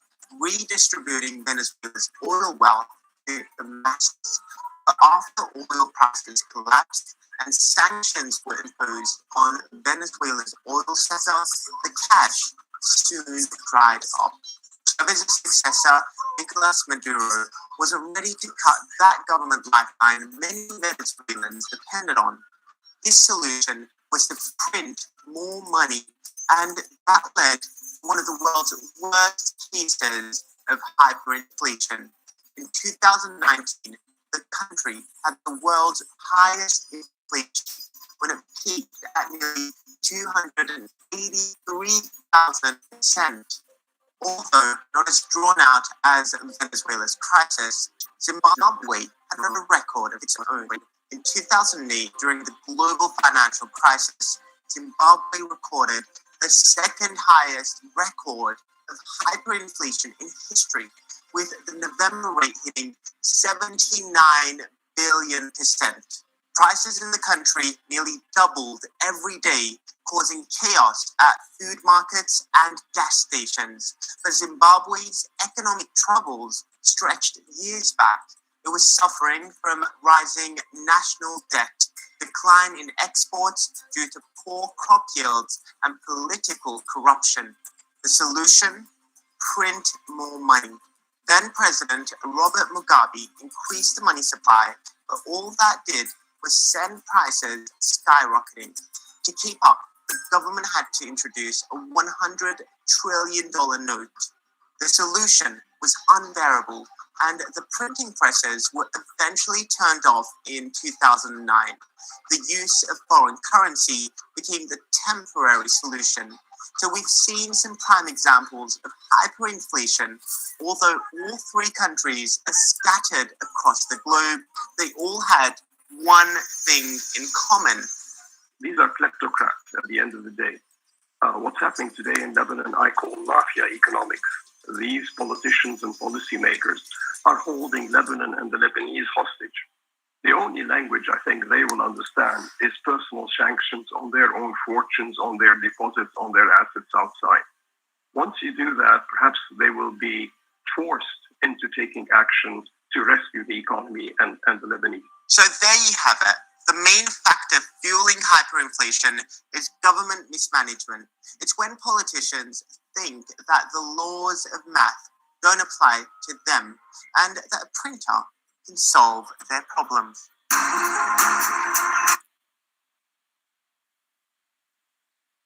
Right. So let me ask again. So are there any questions based on what is hyperinflation? No, Prof. Ramke. I think the video was quite comprehensive and there was no technical glitch while watching the video. Okay, excellent. Okay. So one has to wonder, right? If I hold my savings and then if the currency becomes worthless, what do I do? So that is the reason why I have that the video. Not that there is any such danger with the Indian society. I think I see one of the participants' hands raised. Ms. Reema, if you have some questions, please go ahead. You can feel free to pose it to the professor. Okay, sir, I have a question. Yes. Actually, sir, the math behind this hyperinflation is nothing but P equals M into B by Q, where the variables P are nothing but the price level, M is nothing but the money supply, and V is the velocity of the money, meaning how many times the money turns over in a year, and Q is the real GNP. So, has this hyperinflation ever happened in India? If not, what do you think that it will happen in India or not? So I don't think so. The Indian currency, actually, I have the couple of bullet points at the bottom of this slide, and I don't think Indian central government and the RBI that looks at the fiscal policy and the monetary policy. They are doing a good job of keeping that. But is there inflation? Is inflation acceptable? Those are the questions that you should ask yourself. That question. So if I were to ask you this question, so if you were to if you had the luxury of taking your savings and buying some foreign currency such as Japanese yen and leaving it there for 20 years and bringing it back into the country, or keeping it here in India, the safest way, and something that preserves your capital, such as in a bank, leaving it there for 20 years and comparing the two numbers. Is there inflation in India? Absolutely, because when I was in IIT Madras, the $1 was 8 rupees, and now it is at 74 rupees. So clearly, like this was like 40 years, I think 40 years, or maybe even, something like 40 years, it has gone from the tenfold, right? The difference between the US dollar and the rupee. So there is inflation. The question is the inflation acceptable? Does it affect your own lifestyle? Does it affect your own investment decisions? That is something you have to decide. Okay, sir. Thank you. Yeah. So one thing that Zimbabwe has done, for example, is that they've quickly figured out that printing is not really solving the problem. The way of controlling hyperinflation was that or Zimbabwe, in this case, actually, I chose a different currency called pesos, and so they decide, okay, I'm going to peg. This is what's called pegging against a stable currency, because and then I picked the US dollar, but it can just very well be like a euro or any other currency that is stable. Okay, that is at least perceived to be stable. Okay? So central banks fixes the rate, saying that for $1 US, the exchange rate is going to be 10 pesos, and if a peso drops, so that means if $1 US, certainly there is no demand for pesos. So what the central bank needs to do in that case is that it needs to buy pesos from international exchanges, thus reducing the supply of. So that means it needs to buy pesos and in return give US dollars. So that means it needs to have a reserve of US dollars in order to make sure that the peso value is held up well. Okay, so constant and stable exchange rate means low inflation. There is inflation in the US too, but it is kept low. Now we're talking about 4 to 5% inflation since the pandemic hit in the US. That's considered fairly high, and then during Jimmy Carter time in the late 70s, the inflation was double digits. So it's not that even in stable economies, these things don't happen. They do happen. But for how long does it sustain, and what is the inflation levels? This is what makes these countries different. And also this is actually the key also, like that video clearly says, who is at the helm? Who is doing the policy? Are they democratically elected? Are they like what they call? I think they're kleptocrats, or they call them some kind of a mafia. This is the government that is not working in the interest of the people. If you have them like in case of Venezuela, this was a dictator. In case of Zimbabwe, it was a dictator. These are all not democratic societies. So this is where they resort to printing, and this kind of leads to instability in currencies. So if population, so that's why. So the downside to pegging a currency is that the country needs to maintain sufficient number of foreign reserves, and that can be problematic. Again, if there is, for example, if you see that this country that is doing pegging its local currency to US dollars, and its economy is dependent on oil prices, and say if you're a foreign exchange trader and you realize that the oil prices are going to fall, so the peso is going to be devalued. So before they get a chance to before the government gets a chance to devalue it, what they do is what is called shorting of that foreign exchange, putting pressure on the country to exhaust its foreign reserves, the US dollar reserves, and finally it will collapse and stop the peg. Okay, so the bottom line, if there is underlying systemic weaknesses that are wreaking havoc with the economy, pegging doesn't really solve the problem. So it needs to. So what RBI does is what is called a managed float. So there's peg versus a float. Float is just you completely leave it to market forces. So the Indian rupee is the best I could gather when I did research on this is that it's what's called a managed float. So it is not pegged currency. So that's a good thing. Pegged currency because when you peg a currency, you're kind of giving up sovereignty to a different country.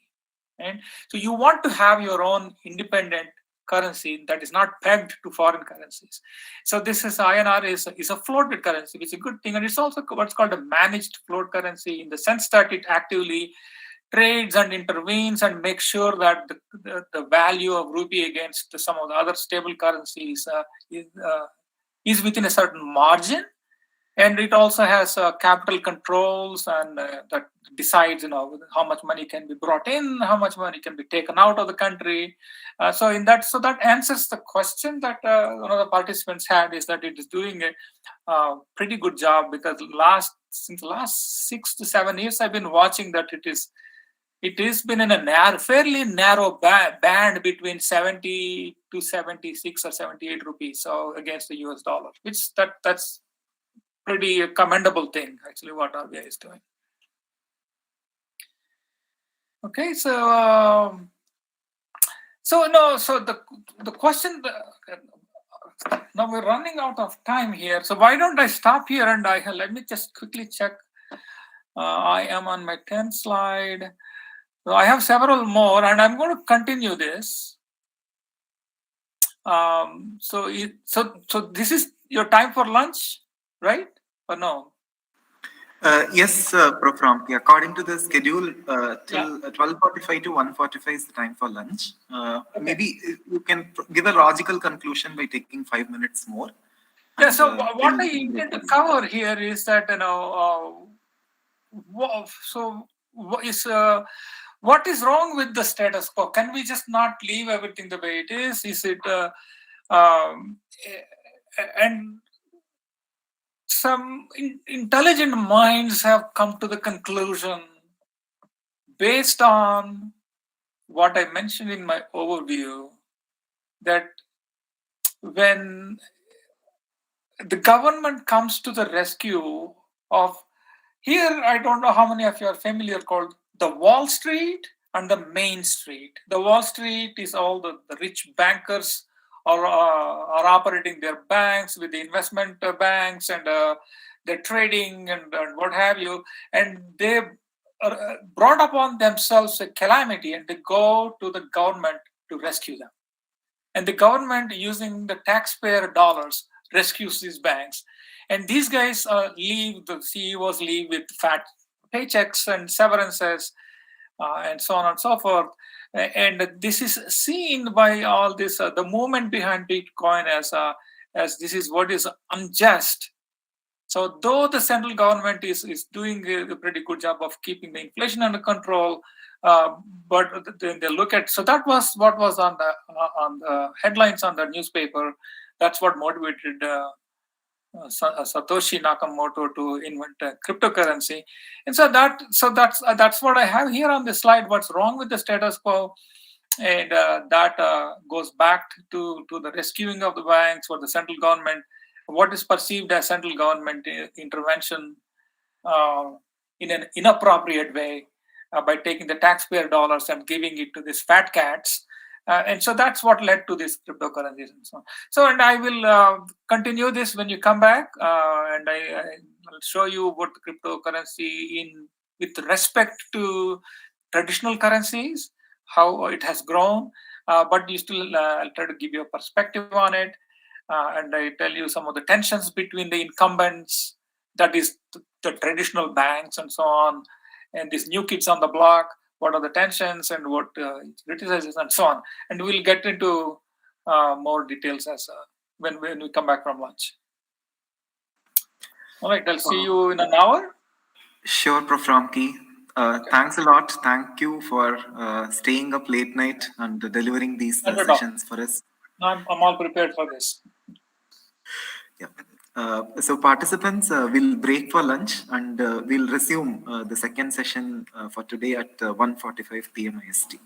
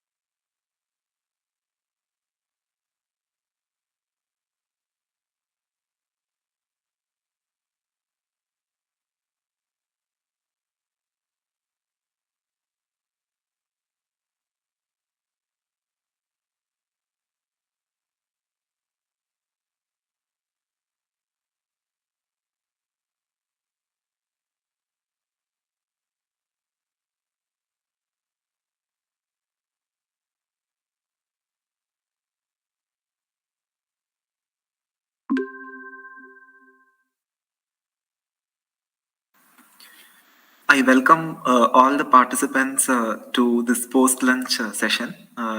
Over to you, Professor Ramki. We can commence this session. Excellent. Welcome back. I hope you all had good lunch. Let me pick up where I left off. And I am going to ask you a question before I share my screen. So we were talking about pegged currencies, and we were talking about floating currencies and things like that. So if say put yourself in the shoes of a foreign exchange trader. So you make a living buying and selling different currencies, and you hope to make money, right? When you do this. The question I have for you, and you can type your answers in the chat box, and Karthik will take a look at them and let me know. Is that can you make money on pegged currencies?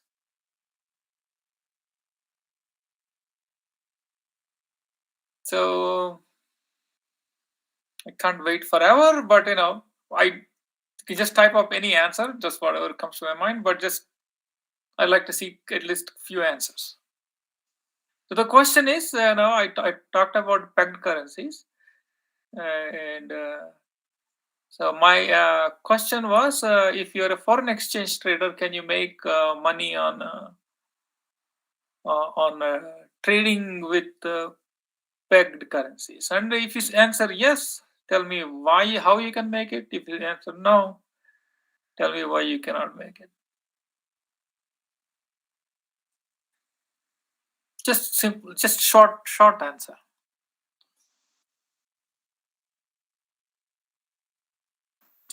No takers? Yeah, actually, there's one response which says yes, it accepts conversion. I don't know what that means. So the question is that can I make money, or whether I can make money, or whether I cannot make money.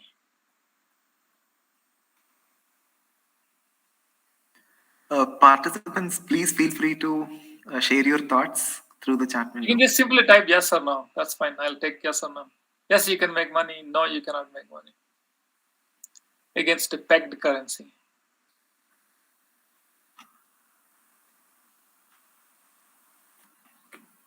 Okay, that's fine. So, okay, now I wanted to get a sense of how much you're following. So it looks like you're still a little bit confused about what a pegged currency is. Pegged currency moves with the currency it is pegged to. Okay? So I'm going to share my screen, and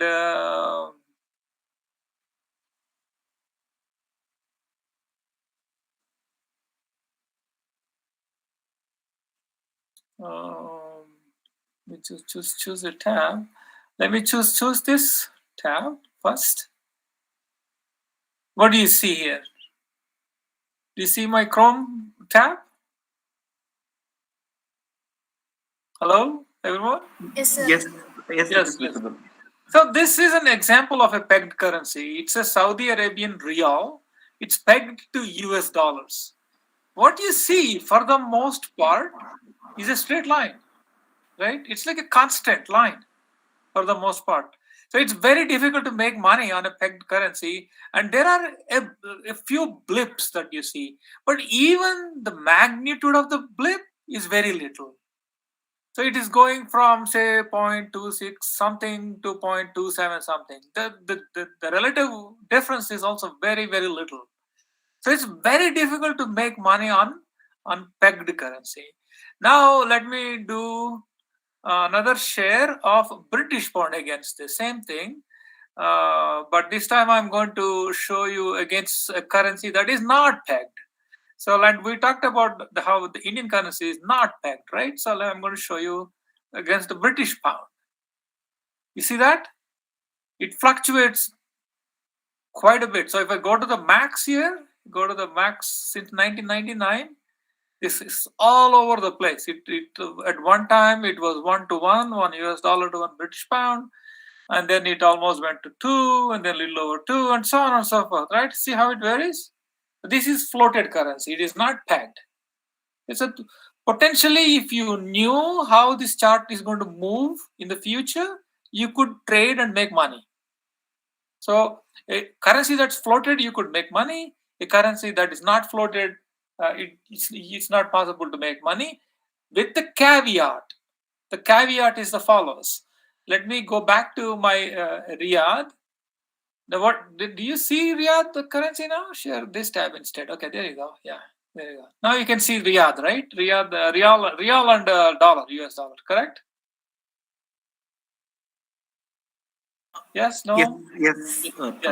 Yeah. So the exception is the following. Say here is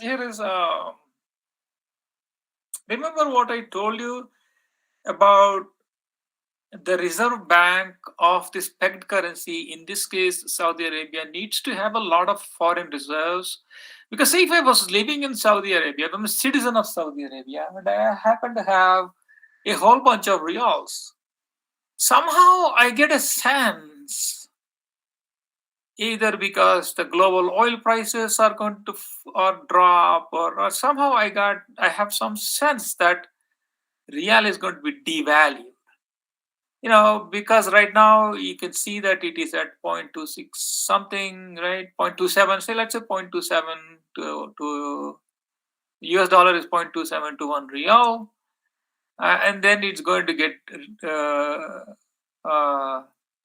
so you'll only get fewer dollars, right? So I get a sense that somehow 2 days, 3 days from now, I am only going to get say 0.15 US dollars. Then I can speculate and go to the Reserve Bank and say, look, I don't want to hold the riyals I'm currently holding. I want to change them for dollars. And they're obligated to give you dollars because it's a pegged currency. Pegged currency, you can just hold the currency in whichever form you want. So what that happens, it has an interesting effect. So if think of this example where you are holding a local currency, 100 units of local currency, and that's pegged against euro, right? So you have 100 local currency, and they're pegged against 100 euros, and you get a sense that your local currency is going to plummet, where you only get the current country is not going to be able to hold the peg. It's going to drop, where for 1 euro you're going to get 2 units of local currency.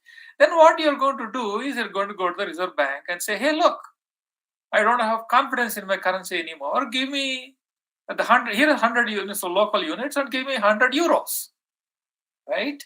And the bank is obligated, because that's what it means to stand behind the currency, right? It is obligated to give you back 100 euros.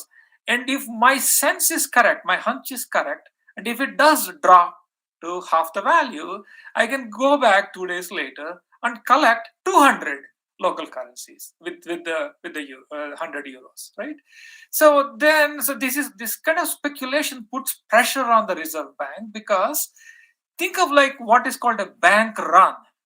If somebody starts, by the way, this is illegal, by the way, but if you just say, somebody starts a rumor saying that, hey, this bank on the end of the street is going out of business, what is a depositor likely to do?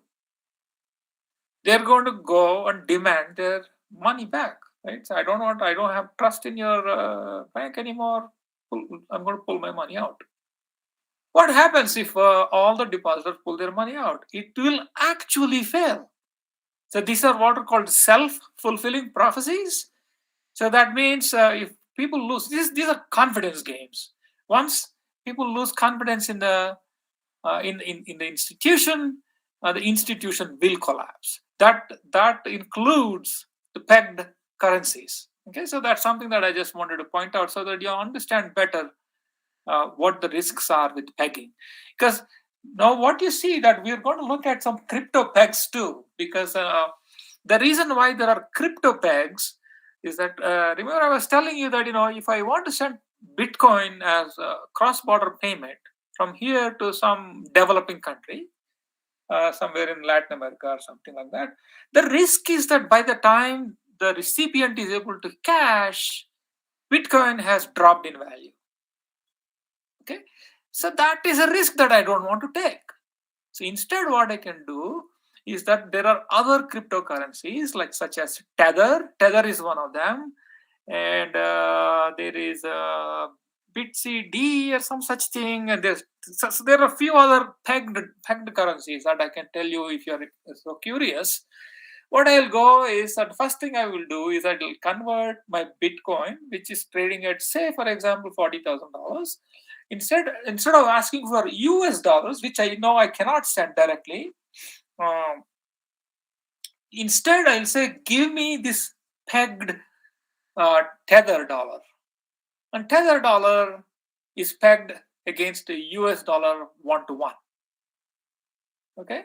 So, and I take I have one Bitcoin that is equal to 40,000 US dollars. Instead of getting the US dollars, I'll take the pegged Tether dollars, which is called Tether, and take those 40,000 units of Tether, and I mail it to the recipient in Latin American country.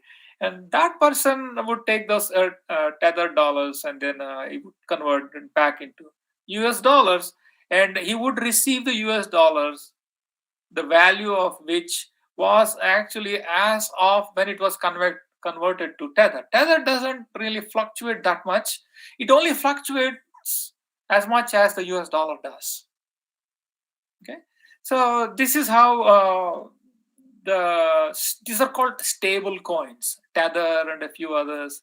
These are called. Actually, we can just look at real quick. But if you type in stable coin examples, you will probably see a bunch of them. Tether is one of them, and then the market value of this is in several billions. Can you guys read this font, or is it too small?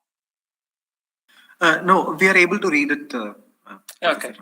And so there is something called, this is the symbol for that is USDT, and there is something called USD coin. There is Binance has its own. These are all called stable coins, and they peg them against US dollar. Since US dollar doesn't fluctuate as much as Bitcoin does, what people do is that they first convert from Bitcoin to this one of these stable coins, send it over cross-border, and then the recipient would in turn convert it back to US dollars. So this is a better way to do the cross-border payments. Okay, so that's the thing I wanted to say about pegging. Now let me get back to stop the share and share my PowerPoint and continue the discussion. Okay, so I'll get to share. And let me do a window. That's not what I wanted to do. Maybe I'll just do a full screen, entire screen, share, and then I go here. Can you see my PowerPoint? Yes, it is visible. Yeah, so what I have done, I have just changed it a little bit so that the slide is like taking up most of the real estate, and I can still see my comments at the bottom so that I remember to make the point I wanted to make when I'm on the slide. Then I see I can go from one slide to the next slide. So this is not the ideal way to do it, but this is the best I can do given that PowerPoint has its own way of doing things, and that Google Meet doesn't seem to be happy with. Because I like to be in the presentation mode where I can see my notes, but I only want the slide to be projected to the viewer. I don't know how to do that with Google Meet. Maybe once these two sessions are over, Prof. Ramki, maybe we will sit together and we'll sort this out. Yeah, we'll get sorted out. For now, I think this is adequate, right? You can see clearly. Yes, this is pretty much readable for us. I think we can go ahead, Prof. Ramki. Yeah, and the notes may not be readable, but they have to be readable to me. That's all, right? So, and I will share all my slides at the end of the course. So all the slides are going to be shared with you guys. So, all right, so let's get back onto where we were. And so we talked about pegging against a stable currency, and then now the question is, you have to understand what is wrong with the status quo. What the status quo means, things are seemingly okay. Why change anything? Why go towards this risky crypto coin proposition, and so on and so forth? The answer is, you have to understand the big picture. The big picture, the global gross domestic product is 81 trillion. Okay, that's a fairly large number. And I don't know how much is it. Does anybody know the GDP of India? I know it, but I want to know how much. I want to make sure that my knowledge is accurate. Anybody? You can type it in the chat box. You can Google on the side and get the answer and put it in there too. I'm okay with that. It's not a test.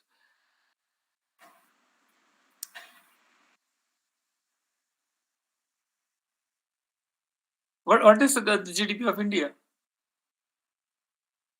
No one? I think it's around between 3 and 4 trillion. And China is around 15, the US is around 12 or 15, and the US is around 20 something, 19 or 20, roughly around that range. So if you look at it, that's 3 times the GDP of US. And when you're looking at payment systems costing like 1% of global GDP, that's almost close to $1 trillion. That's a lot of money, right? And the financial sector in the US costs like 7.5% of US GDP, which is 21 trillion. Okay? Even that is significant, right? That's in trillions, right? So that's way too much. And so the blockchain enthusiasts complain about the costs. And so first of all, it's way too expensive. How much we spend on this? If you know, like if you use credit cards, Visa and MasterCard, straight up charge like 3% on every transaction. And they have a few other annual fees and this and that. So, they're expensive. And there is a centralization of risk. And just like what I was alluding to before, the credit bureaus are all accumulating data on you and then keeping it in one place. That's at risk. And there's the fiat currency instability. I mean, India and the US don't really have to worry about it, but other countries, like I mentioned to you, countries that are not democracies, that is a significant issue. So when there is no stability in the fiat currency, I told you, right? Fiat currencies are non-crypto currencies, like that are issued by the central government, and typically paper and metals are used for fiat currencies. And then poor fiscal policies. Even as recently as the pandemic, when the pandemic hit, for example, right, there was global panic. Markets were like crashing like crazy, and the US government did what is called quantitative easing. Quantitative easing is a fairly technical topic, and if you're curious, you can just Google that, and there are excellent frontline videos on what is quantitative easing.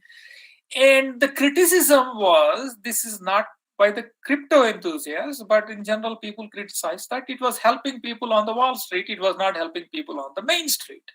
No, it was not helping common people. It was only helping all these investors and people who have a lot of money in the market. So on the other hand, the financial sector, the incumbents, right? The incumbents are the established people. They complain that, look, your cryptocurrencies are great, but they don't scale. No, you still cannot use Bitcoin to buy a cup of coffee. You can't do that. Right? Whereas you can use Visa or MasterCard, any of these credit cards, and they also complain they're not interoperable. And there's no governance. There's complete lack of governance between all these cryptocurrencies. So it is a little bit of what they call Wild West, where anything seems to go, and that's what the incumbents complain about the cryptocurrencies. So here is like a thought experiment for all of you.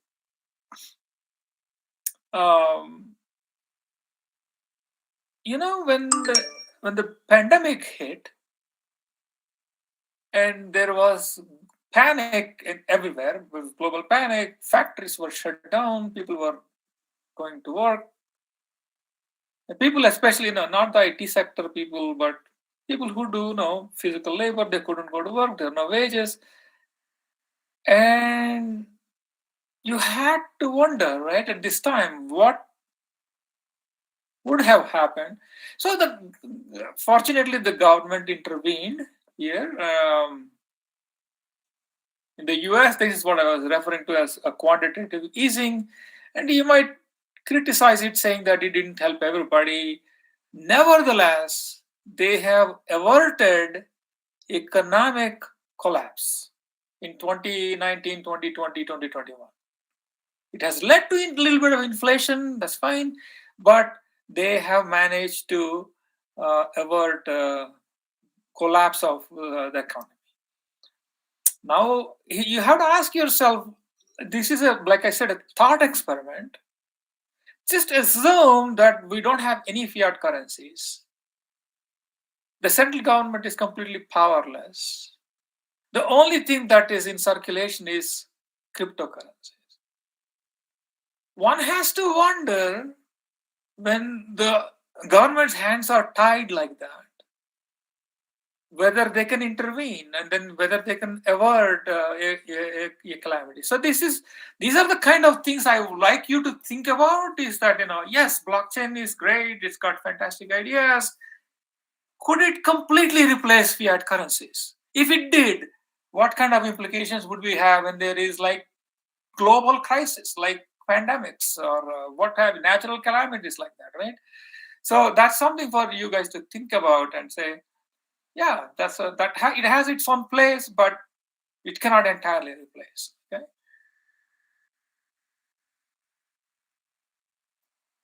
Crypto market size, we just looked at it. It was 600 billion. But when you look at it with respect to some of the other market, it is still tiny. Okay. So when we say equity markets, equities are basically stocks, like Microsoft, Facebook, and Twitter. What have you? Add up all those companies, stock values, that comes to 80 trillion.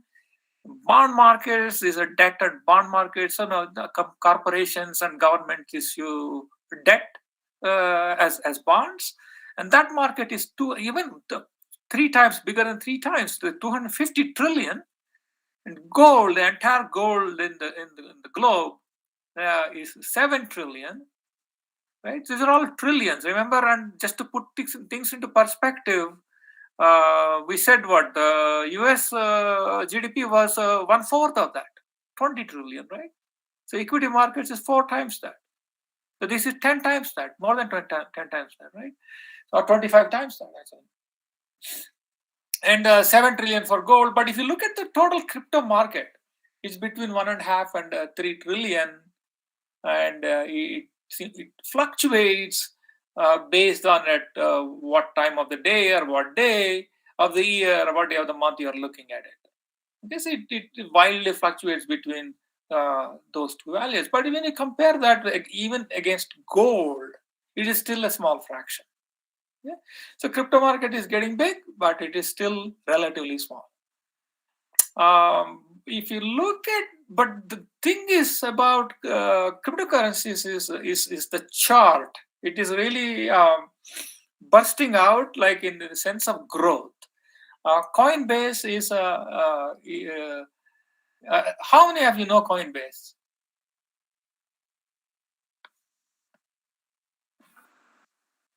Okay, I'm going to stop because it just feels like that I am only just lecturing and I'm not getting any responses. I'm going to wait until somebody responds. Has anybody heard of Coinbase? So far, I'm only getting no responses from the participants. Why is that? The response is no and no. They don't know. Oh, I see. Yeah. It's not that you are not getting responses. You are getting responses, but they're answering no, they don't know what it is. Exactly. Okay, at least as long as I'm getting responses, that's good. Yeah, because it's post-lunch, what they call carb comatose. I might put people to sleep, and I should be the one sleeping. But if the lecture is boring, the audience might fall asleep. So I don't want to make sure that everybody is awake. The Coinbase is like, first of all, how many of you know any brokerage company? Did anybody buy or sell a stock? Is that a fair question? Yeah. Karthik, I'll ask you the question. So, have you ever bought or sold any stock of any company, even including Indian companies or international companies? Yep, actually, my finance portfolio manager does, and I have not per se directly involved in any purchases. But I did work in Morgan Stanley for about 2 years' time. Okay. So, yeah. So Morgan Stanley is an example of a brokerage firm. Okay, there are Fidelity Instrument, and then there is Charles Schwab, and there is TD Ameritrade, a whole bunch of companies like that, right? These are traditional brokerage firms. Okay, I directly buy and sell. I go to log in to their websites. It's just like like logging into your bank, and then you have fiat currency, some cash sitting there. Then you would buy whatever shares, excess shares of certain company like Facebook, right, and what have you, right? And then you keep watching it, and when you're unhappy with their performance, you just sell it. Buying and selling has tax consequences. In other words, if you make money on doing those things, you have to pay taxes on those. Anyways, Coinbase is yes, very much similar to something like Charles Schwab or Fidelity. Okay, the thing with them is that they are growing. The rate at which they are growing. So that's why I compared it with Charles Schwab at the bottom. Charles Schwab is one of the bigger brokerage firms. Has 33 million accounts. If you look at Coinbase, has already 73 million users and 100 countries, people from 100 different countries, and 10,000 institutional investors. So these are the people that that take your retirement funds, and then they're an institution, and they buy and sell these cryptocurrencies. So it's the growth rate is what is impressive about cryptocurrency. They're still tiny, but they're growing really fast. Okay, Ramki, just to respond to your previous query, about 5 to 6 participants, they seem to have directly traded stocks. Oh, okay, cool. And what with using which brokerage firm? They are using some sort of apps like Zerodha and SBI app, and they're just mostly mentioning application names. So if I have State Bank of India app, can State Bank of India also gives me a brokerage ability to buy and sell stocks? Yep, they are pinging SBI Smart. I see. Okay. So SBI is both a bank as well as a brokerage firm. So all this TD Ameritrade and Fidelity, Charles Schwab, they are not quite banks. You can leave money there. And this is what I was referring to in my overview talk when I left my money there, hoping one day I want to buy stocks. But by the time I went there to buy stocks, it dropped in value. That's not supposed to happen, right? And that's when it what they call broke the buck. And that's when because they invested it in banks like Lehman Brothers, and they all collapsed. Those banks collapsed and they lost some value. In any case, that's good to know, sir. But my point is, you have to look at if you want to buy. Okay, the more fundamental question: does anybody own any cryptocurrency within the audience?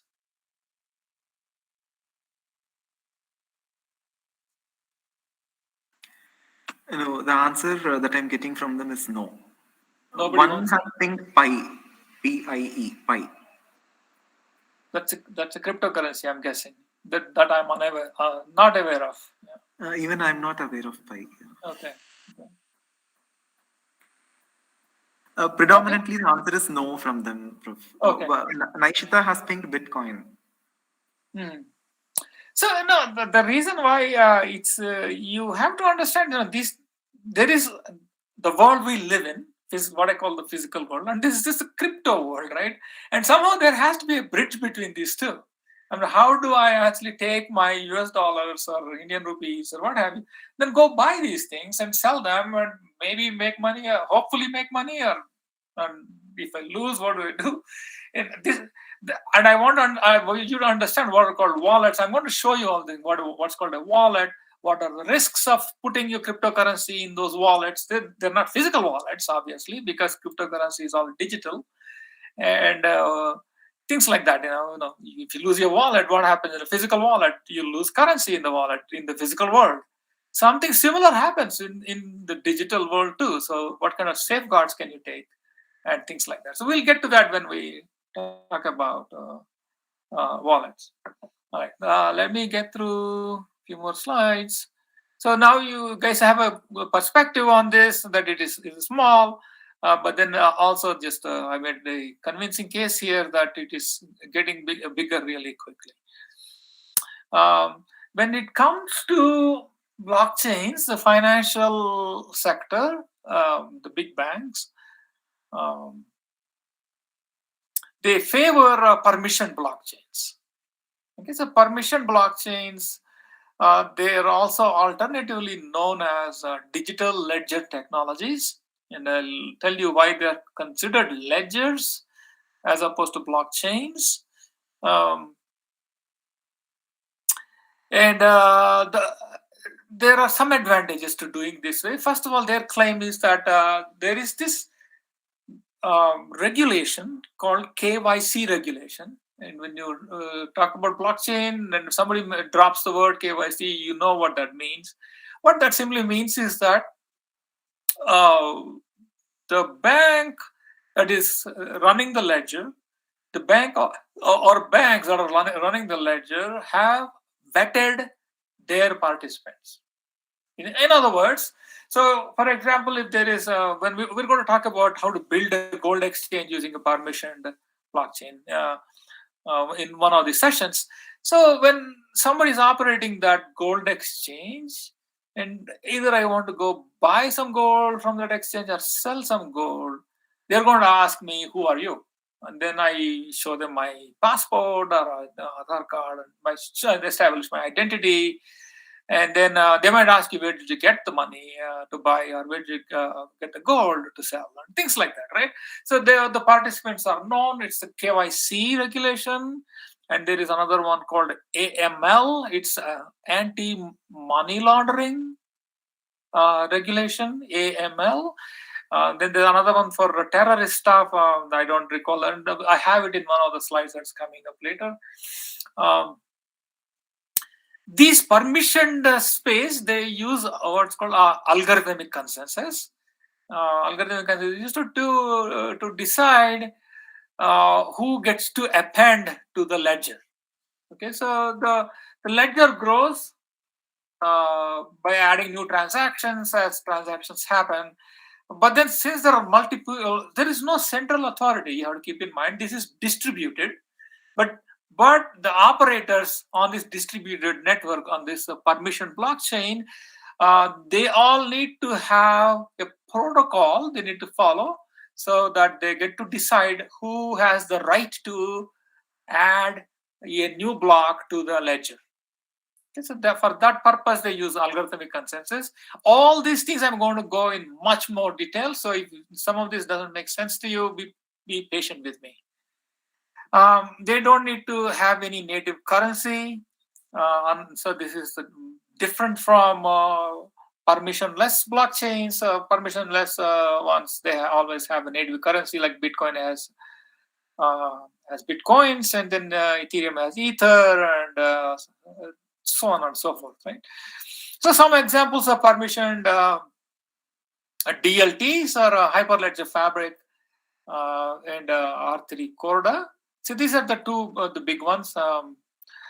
both come with an open source implementation for consensus. So they use what's called Raft, and I'll tell you what Raft is also when we look at how algorithmic consensus works. Any questions on this slide?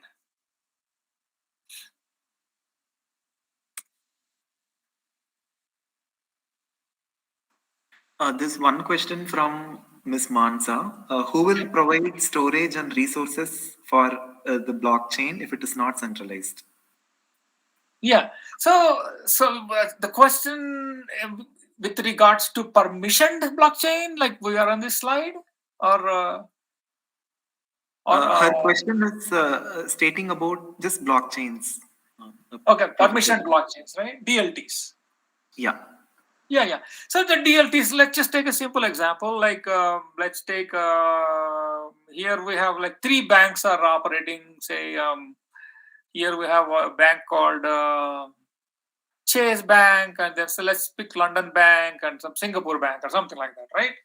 So these are, first of all, banks, right? That they have servers. They are collectively operating a gold exchange, something like that. Okay. So, and then I go register with one of them. It doesn't matter which one. And you can pick based on your geographic proximity. For example, in India, just go to Singapore Bank and you register. And they will do your they make sure that they know their customer, that they do that KYC, know your customer, and once you are done, and then they give you a website login and password, you credentials, you log in, and they say sell this gold for me. Much like how Charles Schwab or any of those Coinbase or any of those things happen. So that bank actually takes a transaction and say, I got this proposal from Ramki, he wants to sell some gold. They propose it to the bank, Chase Bank here and the London Bank, and then they decide, okay, I have a competing proposal here from some other, John Smith wants to also sell, who should go first? And 3 of them come to, using algorithmic consensus, decide who should go first, and say John goes first, and then that gets appended to the ledger. And then he just waits around until it sells, and then after John is done, I get appended. Right? All this storage is residing at the nodes that are operating the exchange. Okay. Contrast this with just one bank. London Bank is doing the gold exchange. It's not distributed, completely centralized. So everybody goes to the London Bank. So all the sellers and all the buyers would have to get vetted by London Bank. And they would be matching the buyers against the sellers. So that would be the centralized solution. And they would be keeping the storage. So just because you distribute it doesn't mean that the storage requirements go away. So they will charge a small fee for actually for running their operations. Right? So that's how that's going to work. And also some of this will become clearer as we go along. So that is in contrast with public blockchains.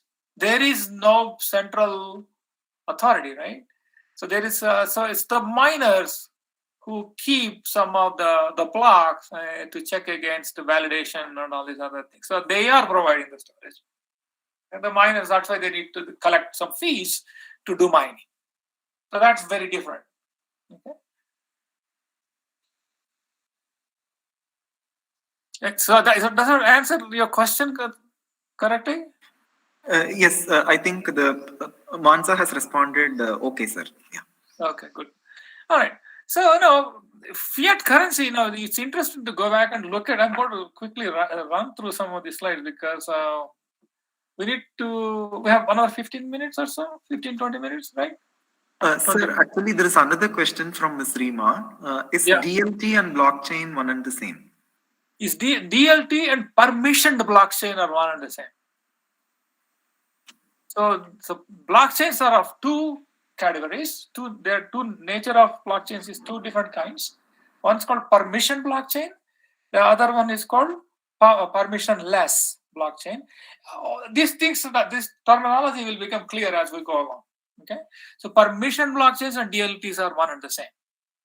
So that's why I said that here, right? The first bullet is also known as DLTs, but it has to have that adjective, permission.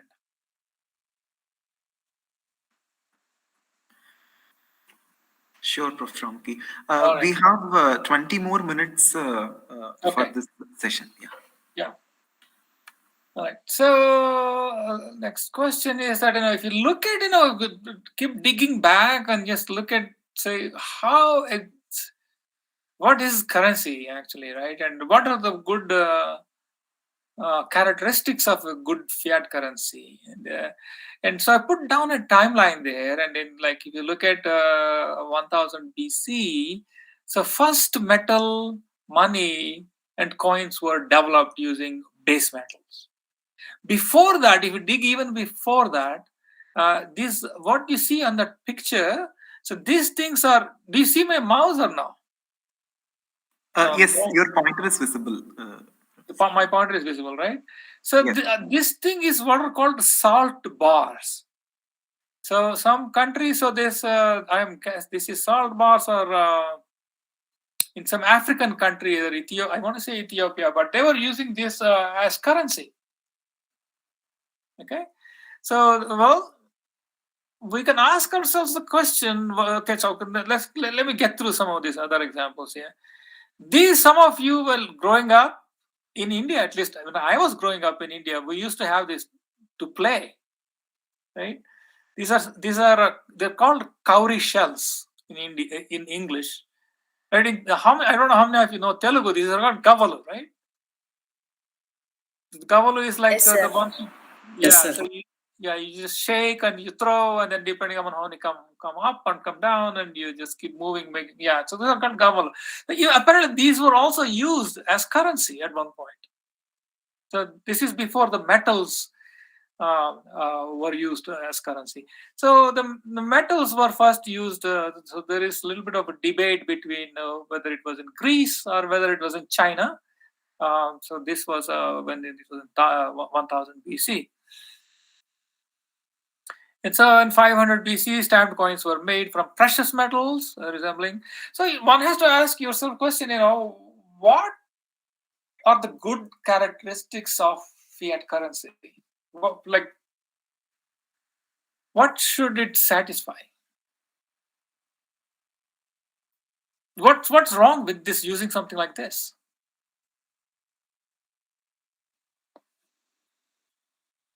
Why can't we use them today? I know we have paper money, right? Just put yourself back that many years ago and say you work, and then at the end of the month you get some of the salt bars. What's wrong with that?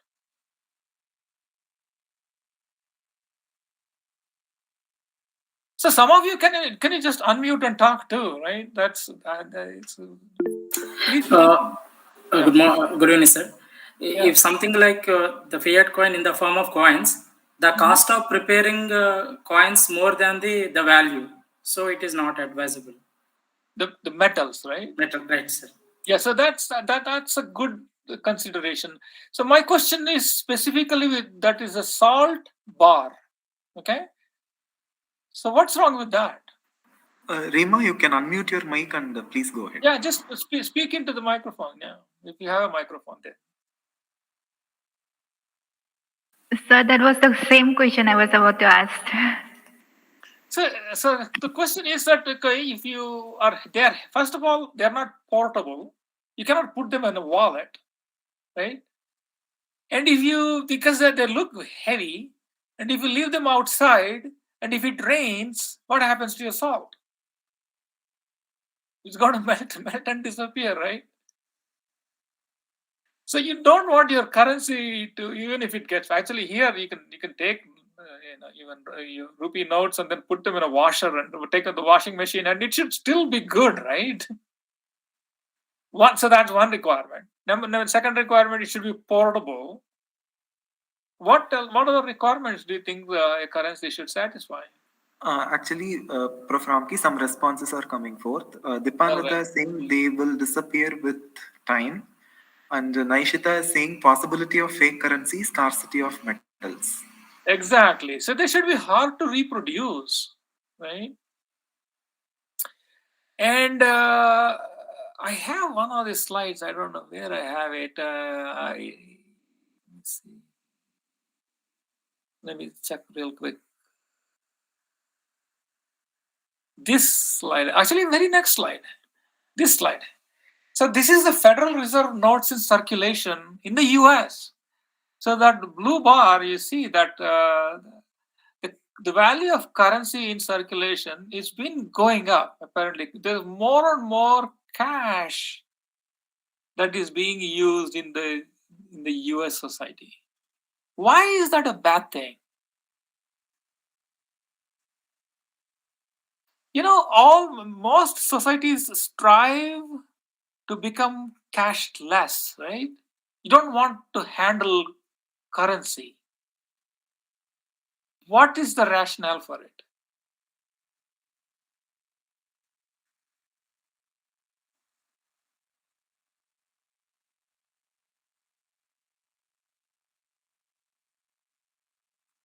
Unmute your microphone and give an answer. You can just blurt out anything. It doesn't matter. If you say it verbally, there's no record of it too. By the way, all those chat window also does it disappear once the session ends? Is it going to stay? That will disappear once the session ends. Yeah. So you can just unmute your microphone and just say it. Why do you think this trend is bad, even in the US?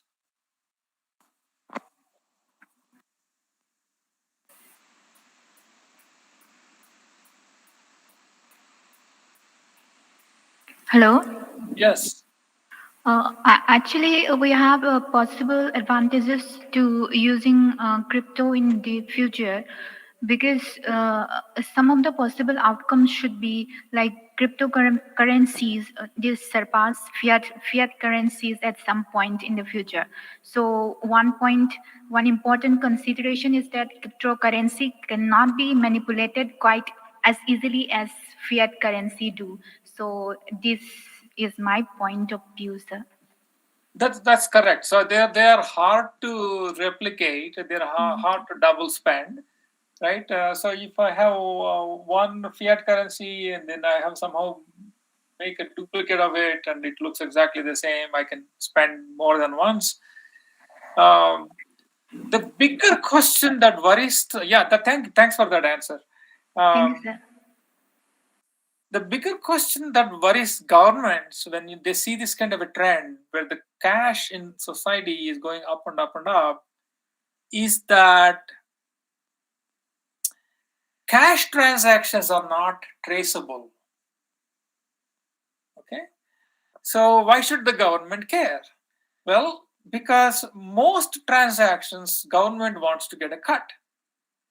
For example, when you buy and sell a house, or when you buy and sell a car, for example, right? When I go to the car dealership and buy a car, I pay sales tax. On the other hand, if it is done using cash, there is no transaction history.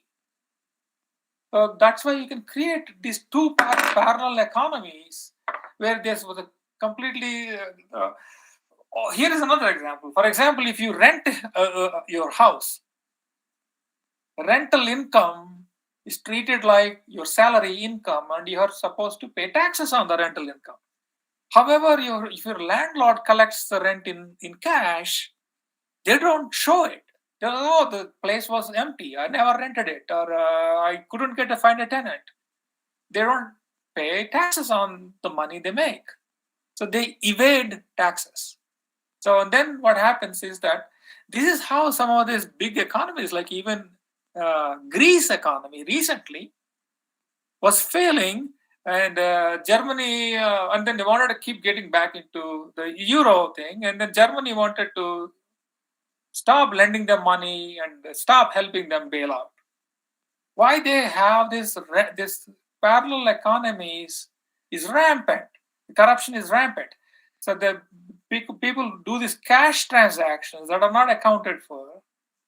As a result, the government doesn't get to collect taxes so that they can have capital projects. So this is the reason why cash transactions are not favored by central governments. Okay? So this is a troubling trend in the US. And actually, even though credit cards and all those, they have a percentage fee in transactions, all transactions are recorded. So if I'm renting a house from my landlord and if I pay the rent on a credit card, that shows up with the credit card company, and they can report that to the central government, saying that the fact that landlord is saying that the place was empty and there was no tenant is a lie.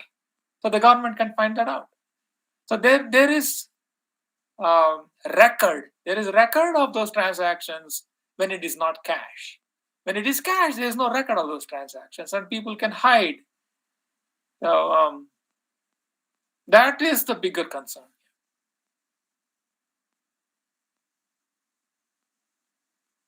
I'm going to quickly run through some of these other slides. Here, some of this payment systems, credit card history that you can take a look at. The credit card does have a long history in the US. Initially, they started out as gas stations, like petrol pumps, giving out credit cards, and then they become Visas and MasterCard and a whole bunch of other ones. And so that's how now we have smart chip and NFC technology. NFC is this near field communication technology, so it's contactless. And this is how payment methods have evolved. This is called an imprinter machine, and swipes, and then you insert it into your chip and pin technology. Now we have this smart terminals. So the money, so I was asking you for the requirements. It needs to be durable.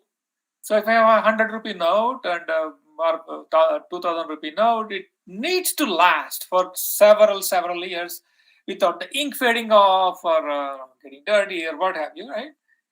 It needs to be fungible. What does this word fungible mean? Does anybody know? Speak into the microphone.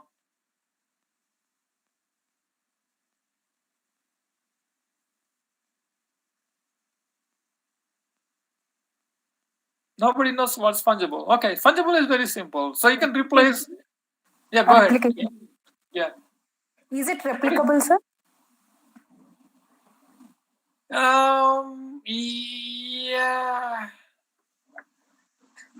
I wouldn't use that word, but I think you are on to that right concept. Okay. Yeah. Yeah, I think replication is not the same as replacement. Yeah, it's a small shade of difference. So, for example, it's easy to give you an example of something that is non-fungible. So, if you look at a piece of art, that from original piece of art from an artist, that is non-fungible. So that's your, like, for example, NFT. That's one of the non-fungible tokens, right? It's not fungible because there's only one of that Picasso painting. Okay, what is fungible is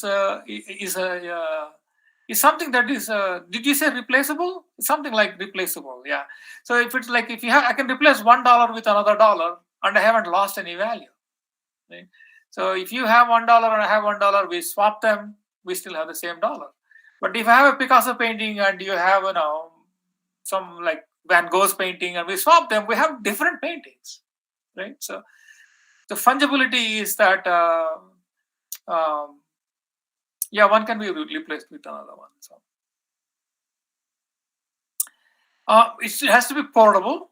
Right. So, and then it has to be composable. Like, in other words, if I want to come up with any number, and I should be able to take some smaller bills and should be able to arrive at that number. And it should be hard to forge. And most importantly, it should be widely accepted. If you have a currency and nobody accepts it, like Bitcoin is not widely accepted. You cannot take it and go for dinner somewhere and pay using Bitcoins, right? It's not widely accepted. So money needs to satisfy that adoption too.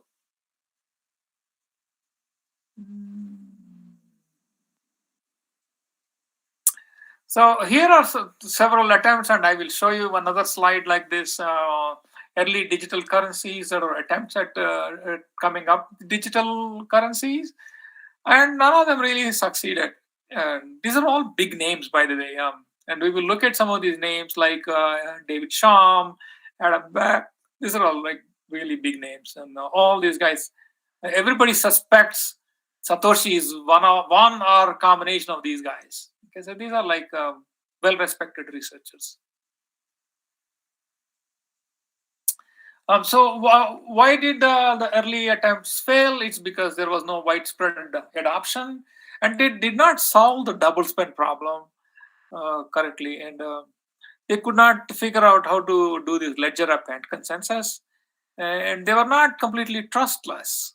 So in other words, if you needed a completely trustless, you don't want to trust anybody, you don't want to trust the central government, you don't want to trust Visa, you don't want to trust London Bank, you want a completely trustless system. None of them really satisfied that that criteria, and they also had poor. What I'm going to call them, I'm going to keep coming up with this term, crypto economics. So there were no incentives to authenticate transactions. So this crypto economics was broken. Okay, so that's something that Bitcoin successfully solved. Okay, here is an interesting question. Could anybody create money of any kind? So are there rules against creating money? I don't know about the Indian society, but here in the US, anybody can create money. For example, Facebook created something called a Deem. It used to be called Libra or whatever it is. Now it's called Deem. Okay? So that raises an interesting question. Why doesn't the US government itself create a digital currency? Okay, what are some of the advantages? Some of the advantages are, for one thing, they are trackable, unlike physical notes. You can track every single transaction, and I'm going to show you how that can be done if it's digital currency. And it's going to satisfy all the requirements we talked about. It's very portable because it's going to sit in your smartphone. And it is very durable, and you can compose it into any number, and it satisfies all the requirements. So why doesn't the central government itself do it? And indeed, actually, there is a proposal by these guys. Actually, where is it? David Shum. You see this paper? David Shum and Christian Grothoff and Thomas Moser. By the way, this guy is one of my co-authors on a different paper. Very, very smart guy. He's a German guy. I wrote a paper with him a few years ago. And so he's talking about how to issue a central bank digital currency. And precisely that I thought I just brought up. Okay, so it is entirely possible, and they're in fact proposing how that should be done.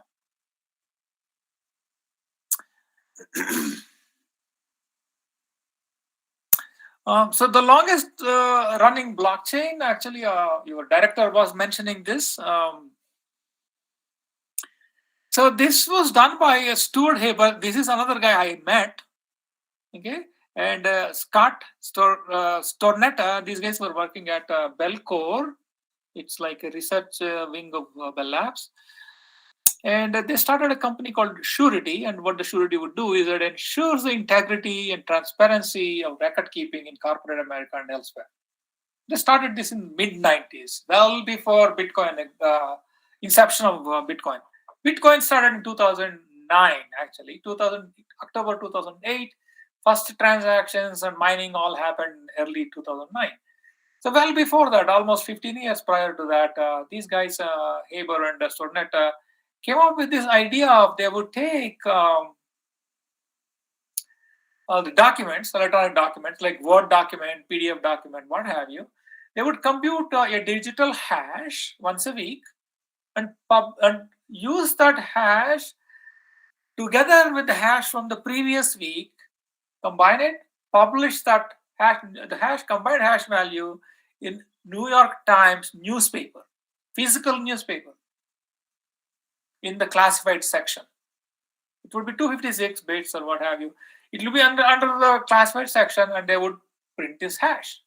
A week later, they will take this hash, next week's hash that contains a hash of all documents, combine it, print another hash. These hashes all have fixed size, right? They have 256 bits or 160 bits or what have you, right? It's all like fixed size hash values. And so they kept publishing it and created a blockchain well before Bitcoin blockchain existed. So that's what the director was referring to when these guys, he was saying that these two people published that. Sorry, I'm still not sure about that. Yeah, that's my Siri going crazy. And so here is a couple of slides. Okay, I think we are at the end of this session. Maybe Yeah, so we can take a couple of minutes. Yeah. Yeah, so I'm just going to I can skip these things. This is on ledgers, and so I'm just going to say what a good ledger is, and the ledger has to be append only. It can't be marked. Nobody can tamper with it, and it needs to have timestamps. It needs to say what kind of transactions, who wants what, and so on and so forth. And I gave some examples of transaction ledgers or balance ledgers, and then I finally have references. All right. And so when you come back, you're going to take a break, right? 10-minute break? Yes, Professor Ramki. Yeah, We'll resume at 3 p.m. Okay, perfect. So we'll come back in 10 minutes and I'll move on to the next lesson. Sure. I'll see you in 10 minutes.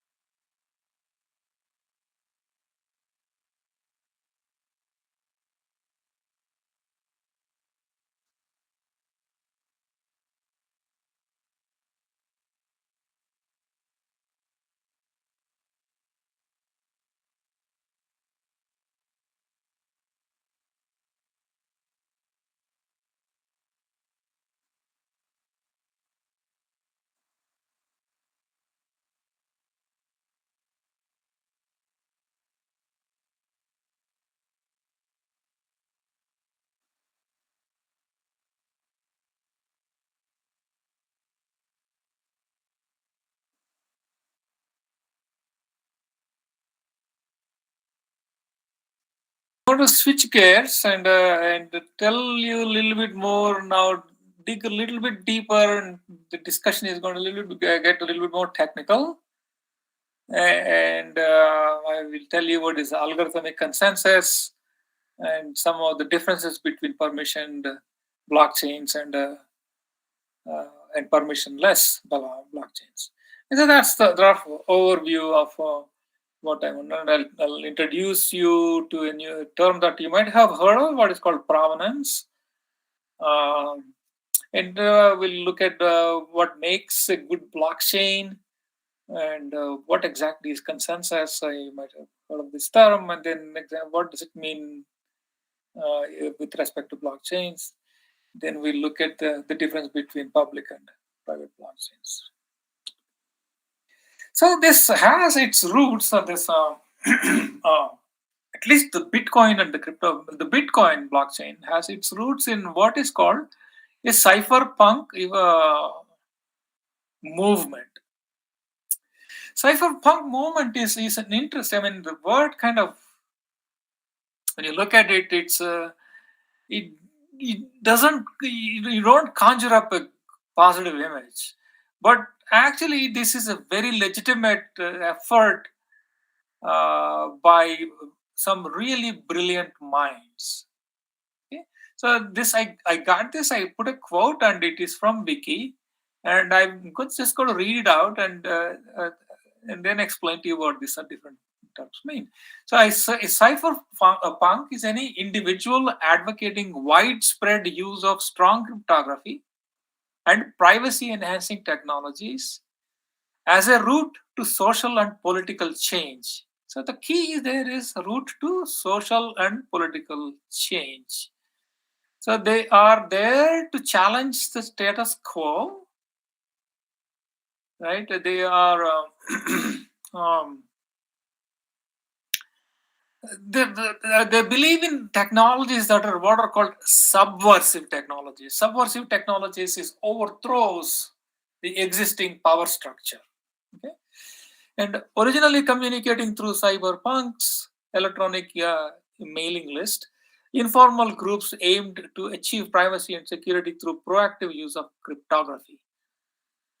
Cyberpunks have been engaged in an active movement since at least the late 1980s. So if you take this word and Google it and go to Wiki, you will get that, and it goes into much further detail on what this movement is, who some of the actors are in this, and so on and so forth. So cyberpunks, for example, encouraged what's called civil disobedience, in particular on the US law on the export of cryptography. For a long time, like it was easy for any graduate student. Some of you are in graduates, even undergraduates actually could. One of the things that I did in my graduate school was an exercise how to implement an RSA algorithm. So the Department of Commerce, or one of the departments, one of the federal agencies, had a ban on sending that software or using that software with any country outside the US border if it uses more than 40 bits of encryption. Well, what does 40 bits of encryption mean? Because probably the chances are the National Security Agency had the power to decipher, to brute force and decipher and see what the communications are about.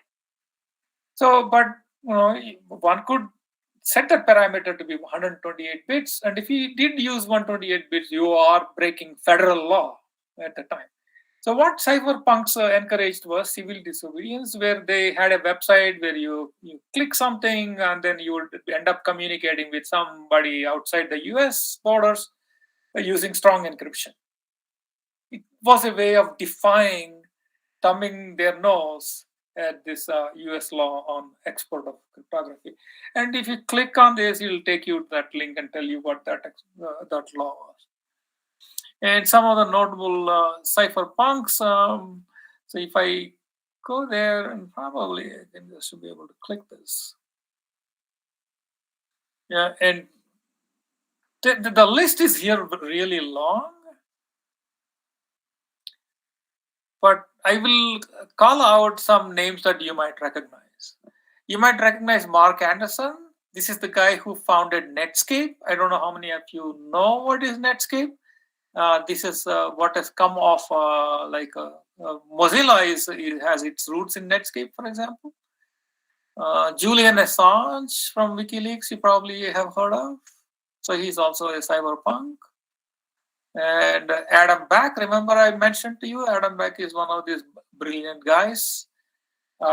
He inventor of Hashcash. He's considered one of these. And this is a Turing Award winner, by the way. He's been professor of his department, and he also won a Turing Award. I think Steve Bell won Turing Award, if I'm correct. And so all these are like really legit people. This is not some fringe operator selling drugs and then getting ill-gotten wealth. Nothing of that sort. These are completely legitimate. There are a couple of Indian names here. Bruce Schneier, everybody knows, for example, he's written a book on applied cryptography. Phil Zimmerman is an author of what's called PGP, and if you have used PGP, now people use what's called GPG, GNU, Privacy Guard, but that was inspired by an earlier private version called PGP, Pretty Good Privacy, invented by Phil Zimmerman. So there's some big names in here, okay? And now, okay, so I don't know, I don't think did you guys see that browser? Yes, you did, right? I was sharing my screen. Yes, it was visible, Professor. Okay, cool. What happened now? Let's see. There you go. And some of the subversive technologies, like remember David Shum? I don't know why David Shum wasn't mentioned in that list, and in my opinion, he's one of the biggest cyberpunks there is. I have met this guy too at the conference in San Francisco when I was working at Van Disco. Brilliant mind. I mean, from the 1980s, he's come up with one invention after another invention. They're all really fundamental to in the spirit of cyberpunk movement. So here is an example of what is called the Onion. How many of you have heard of the Tor network? Tor stands for the Onion Router. Anyone? Yes, many of us have used it. Many of you. So you know how it works. So the idea of the Tor network is that you want to hide your IP number. Why would you want to do that? You know, there's probably perhaps tracking software and things of that nature, right? And you don't want to be tracked. And for untraceable payments, it is also used, for example, anonymous email. So if people like spies and working in foreign countries and they want to send a message to their embassy and they don't want to be traced, they could use the Tor network. And the Tor network basically wraps one encryption on top of the other one. And so when this gets it peels off the first layer and looks at where it needs to go next. It sends it to this guy. And this guy does the same thing. It takes off the green layer and looks at this guy, takes off the red layer, and finally sends the message to the server, and server responds and then goes back in the same way. Okay. So this is also one of these subversive technologies. And so I'm going to skip that. I will quickly say that, illegal. Okay. Yeah, I think I'll skip that. The digital sovereignty. So the digital sovereignty, there's something. I will mention something about what is called the digital sovereignty. What that means is that what are some of the criticisms against a company like Facebook? Can you guys name the main criticism against something like Facebook? Anyone?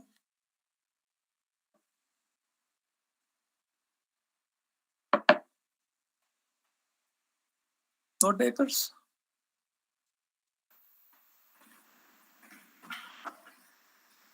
Everybody happily uses it every day. I don't have a Facebook page, by the way. I had it and then I got rid of it. After I watched this interesting documentary called Cambridge. There's a company called Cambridge Analytica. And in my references, I list this Netflix documentary called The Great Hack. And it tells you the extent of evil they have taken part in, this company. Prof. Ramki, I think there was an answer from Ritvik, who has also mentioned this Cambridge Analytica, and he has quoted breach of all user information. Yes. So So Facebook, whether knowingly or unknowingly, exposed their API using which Cambridge Analytica managed to amass massive amounts of data on users' likes, dislikes, what have you, and all that. And they have used that information for nefarious purposes. How have they used it? Primarily in what they call behavioral micro-targeting. So, for example, let's pick some divisive issue. Like in the US, there are some issues that are very divisive. Like, for example, illegal immigration. In fact, within my own friend circle, some people feel that, I am going to vote for President X because the President X is tough on illegal immigration. Okay? So these are single issue voters, and they get so agitated about this one particular issue. And if Cambridge Analytica comes to know that this person is like this, they have what are called internet trolls. Internet trolls are the post-inflammatory and extraneous, and these kind of inflammatory, like around issues around things like this, abortion, illegal immigration, people, the things that they cause a lot of argument and discord. Okay. And so what they would do is that they would create these issues so that the people who are like single issue voters, they feel get motivated to go vote a certain way. So they studied the psychology of these people and figured out there's a way to micro-target these people based on their Facebook behavioral patterns. And they claim to have tilted the balance towards one candidate versus another candidate. So I don't know how, well, they got paid a lot. They pretty much ran the digital campaign for President Trump in 2016. They ran it means that you can imagine, I don't know how big the budget was. The digital campaign means that, taking out ads in Twitter and so the typical social media like Facebook and all that. And so there is that the hack on Netflix documentary. If you have access to that, take a look at that. It's quite eye-opening. So this is the issue with centralization, the power of centralized companies, banks, governments, and all these things. So even Facebook collecting all this user data poses a risk. Okay, so these guys claim that they're a global election management agency. They claim to have worked in 68 countries, including US, India, Pakistan, what have you. Anyway, so little bit about their Cambridge Analytica thing. It's just some people were asking me what is the difference between a peer-to-peer versus a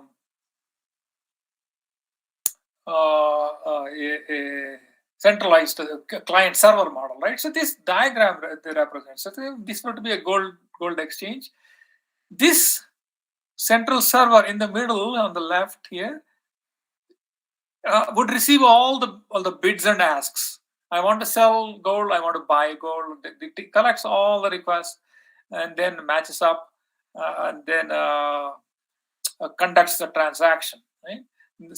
And then here on the other hand, they all collectively take requests to bids and asks, and they have a protocol on who goes first and who goes next, and they all record the same transaction at the same time. So they have a replica.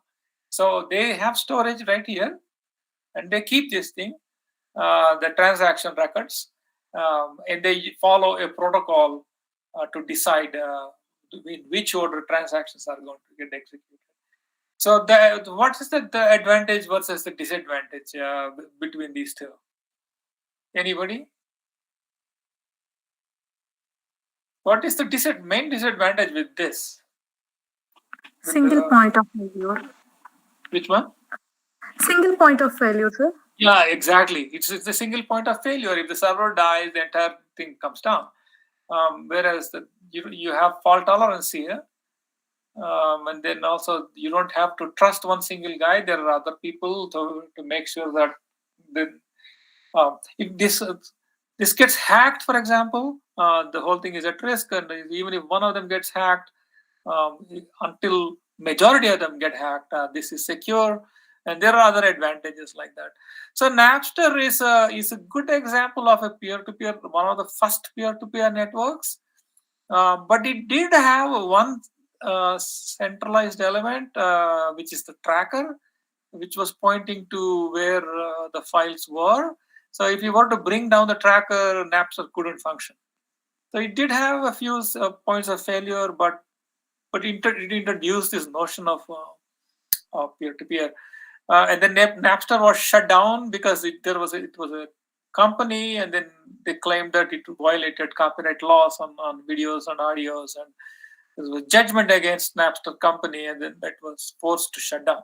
But then they couldn't shut down the company because there is no company. This is just free software. BitTorrent, anybody can download and install, just like Bitcoin software. You can download and mine and transact and do things like that. Just like that, BitTorrent is a peer-to-peer network. It came out. The idea here is again, both of them wanted to challenge the status quo, challenge if the Disney and all these guys had a monopoly power on who gets on the CD label and who doesn't, and so on and so forth. Okay, so this one I want to take a little bit of time. Actually, this slide is busy in the sense there's a lot of information on it.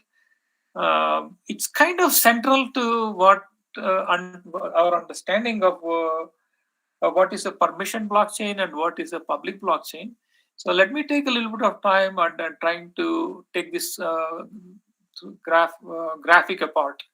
So let's go from left to right, and then you see that in the early days we had a trusted central server, and it must be highly provisioned, and it should be secure and trustworthy, much like this guy here on the left, central server. We all recognize it's a single point of failure, so the one way to make sure that it doesn't fail is to put a lot of capacity. Okay, so make it really robust, give a lot of bandwidth, and put a lot of firewalls and intrusion detection and whatever else, and make sure that it is secure and trustworthy, and nothing can happen to it, right? So what happened here? So let me see what I can do. What happened? I don't need the, I know what happened. Oh, there you go.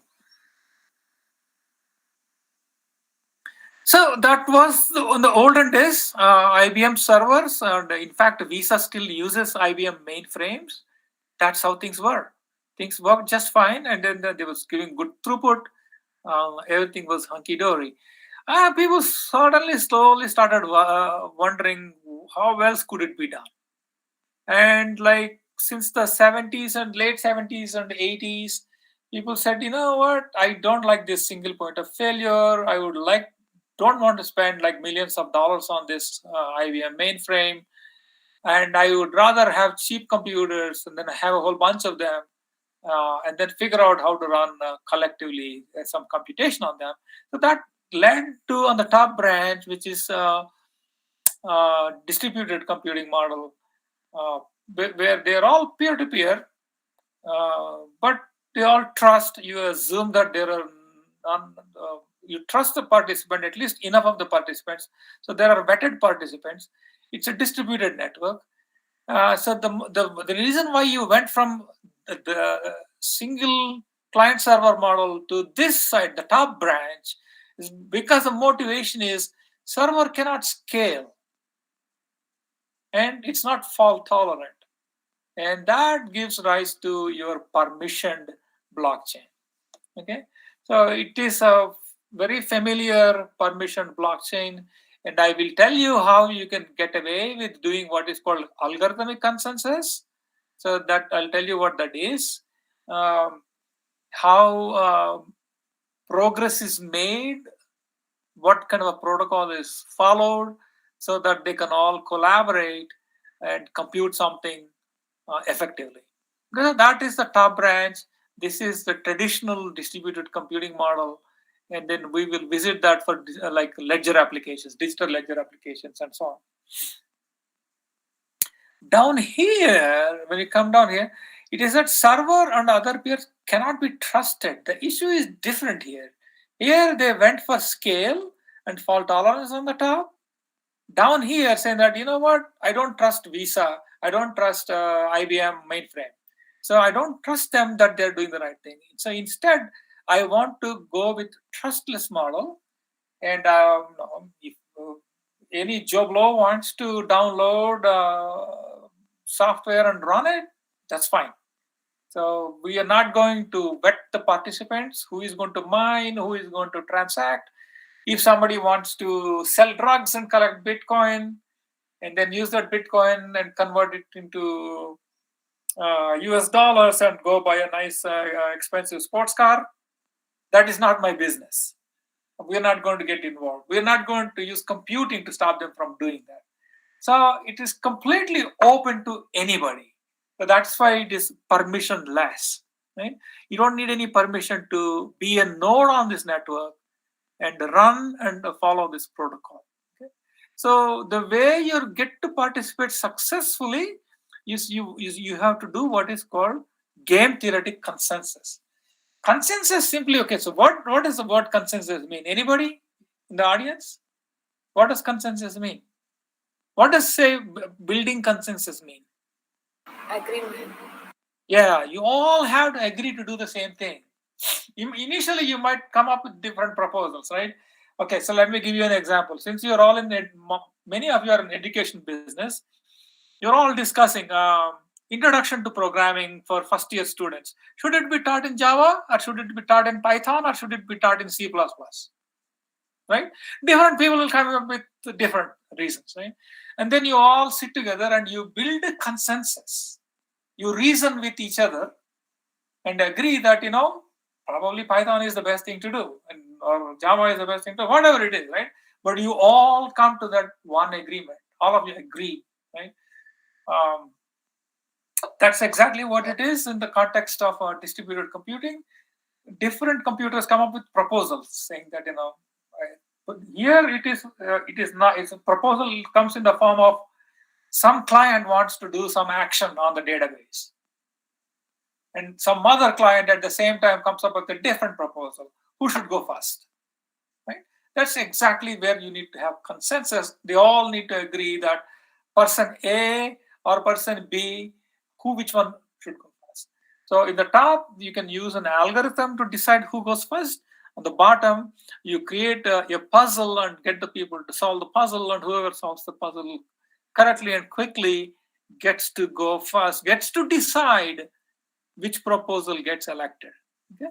So that is uses what is called a game theoretic consensus. Game theory is a subject of economics and mathematics, and it has when we talk about crypto economics, it is built on this game theoretic consensus. And we will look at exactly how that is done for Bitcoin, how it is done for other cryptocurrencies. Any questions on this information-packed slide?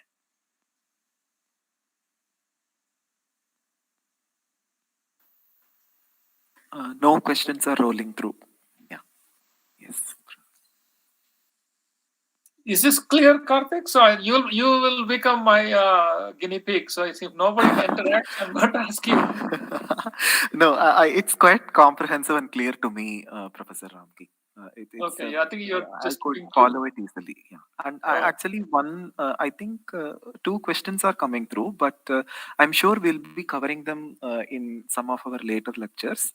Okay. What is the role of miners in a Bitcoin network is one question, and what is the purpose of Raft protocol? Okay, so if it is not on this slide, I will going to postpone the answering that question, because I want to confine the questions to what I've just said. Okay, If I haven't said it, that chances are I'll probably cover it, like you correctly said. In fact, I do have all the answers to both questions, but they'll come up later. Okay, so I will cover them when we get there. Otherwise, I'll move on to my next slide. Yep, and many participants are saying they're following. Perfect. Okay. Yeah. Okay. Yes. All right. So let me get to the next slide. And so the double spend problem is, it's like it's the traditional. Take a currency note and go to a high accuracy, high fidelity scanner and scan it and print it and double-sided print it. So that means that I can get to spend that more than once, right? It's actually, it can be triple spend or multi-spend problem actually. So the question is that what is the issue here? The Alice who has $1 gives it to Bob and tries to give the same dollar to Charlie, and we have to prevent that from happening. It's very easy in centralized servers. If you have a central server that is keeping track of the transactions, so the Alice to Bob transaction, Alice to Charlie transaction, one of them is going to arrive first because there's only one server that's processing them, right? So whoever arrives first is going to succeed. And now Alice doesn't have that dollar she wanted to spend because she already gave it to either B or C. And when this other person comes along and say, well, no, that's already spent. So when you have like a client server model, it's trivial to solve. It doesn't happen. It doesn't exist, right? However, when you go into the permission world, same thing happens. They collectively decide the order of the transactions, either A to B or A to C. One of them is going to go first, just like centralized. So, but they're doing this in a collective fashion using a protocol. Okay? So that's the algorithmic. They are going to use an algorithmic consensus in deciding which one is going to go first. See, in the permissionless world, like Bitcoin or Ethereum, so the ledger could end up in a messy fashion. Okay, so that's what we need to spend a little time trying to take it apart and understand. All right, let's see what happens. So in a public blockchain, so let's look at the first bullet. What did it say? So with one of two transactions get added to a block, and that block gets appended to the blockchain. So either Alice to Bob or Alice to Charlie, one of them gets into a block, and that block goes into a blockchain. So other transaction cannot be added to that branch. So this is like a linked list, right? So as long as it's just a single linked list, there is no problem. Because you look at the linked list and say, well, I am at the tail of the linked list and A to C is already there. When I try to add A to B, I discover that A doesn't have enough money. And then I said this is an invalid transaction and I reject it. Right? But look at the second bullet. What can happen is that it is not like a clean linked list. It can become like a tree. Okay, so this is what could happen. So both transactions could get appended to two different branches of the blockchain, resulting in a fork. Okay. So, and how can these forks happen? I will show you when we look at Bitcoin, when we take a look at Bitcoin in full detail. But then what can happen is that one branch in the fork can keep progressing, another branch in another fork can keep progressing. And then now some of them, if you have A to B as a legitimized transaction and A to C is also gets appended in a fork, only one of them can survive. I'm sure some of you at least have used source code control, right? Such as Git, right? Or Subversion, right? Yes, Subversion repositories. Yes. Yeah, so and then you do fork, right? And so you are working on some code, and then one of your colleagues is working on some other part of the code, and then if there are, and then ideally you merge them back, and there are no conflicts. But if there is a double spend like A to B and A to C, just like you have changed from if condition from less than to greater than, and the guy has changed it from greater than to less than, it will conflict. And then you have to stop and resolve the conflicts and the merge conflicts. And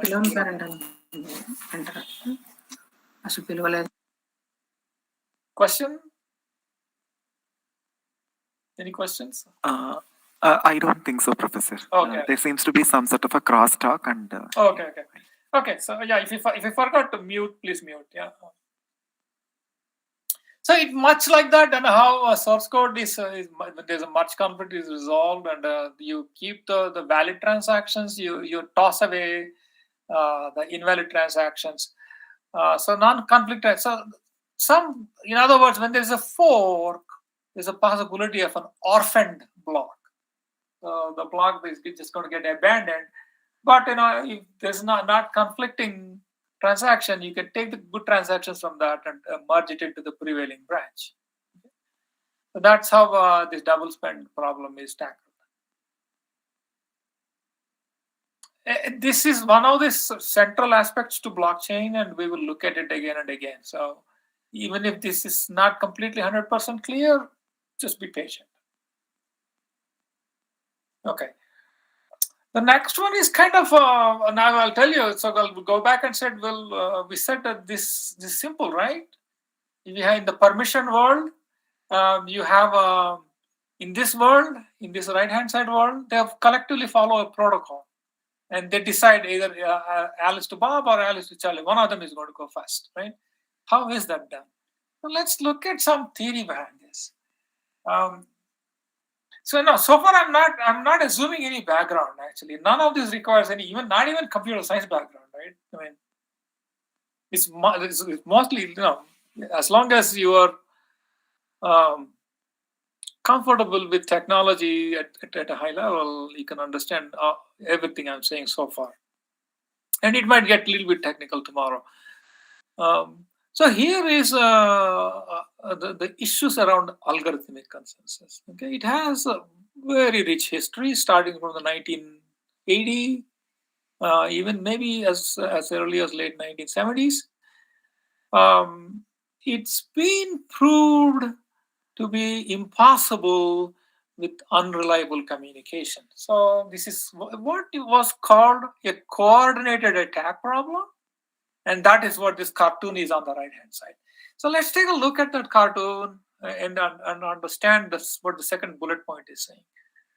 So what you have here, you have two generals, right? One guy is sitting on this hill, the other guy is sitting on this hill, and they want to attack somebody who's in the valley.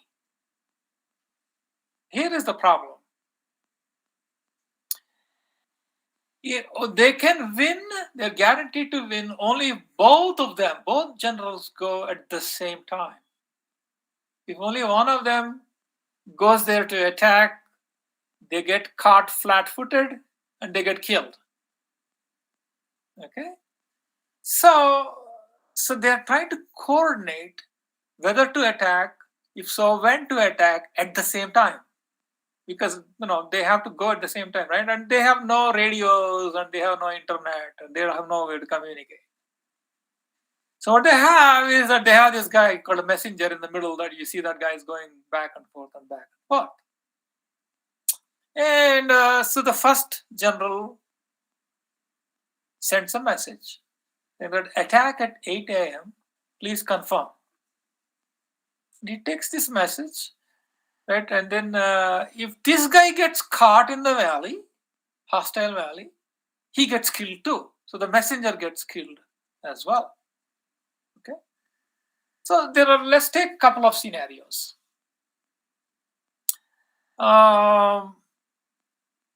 First, let's assume that he manages to cross the valley and gives the message to him.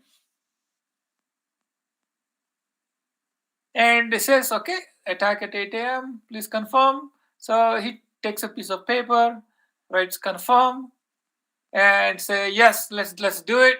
Please confirm. He also writes the same thing. Yes, let's do it at 8 a.m., please confirm, and sends it back.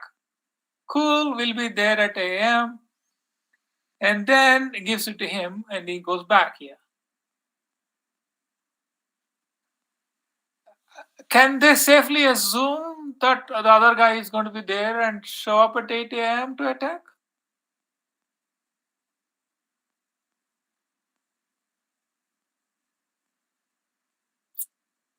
I'll give some time for you guys to think about this.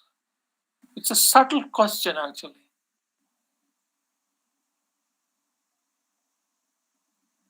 Since there is no acknowledgement, it's a no, sir. So they cannot attack, right? Yeah.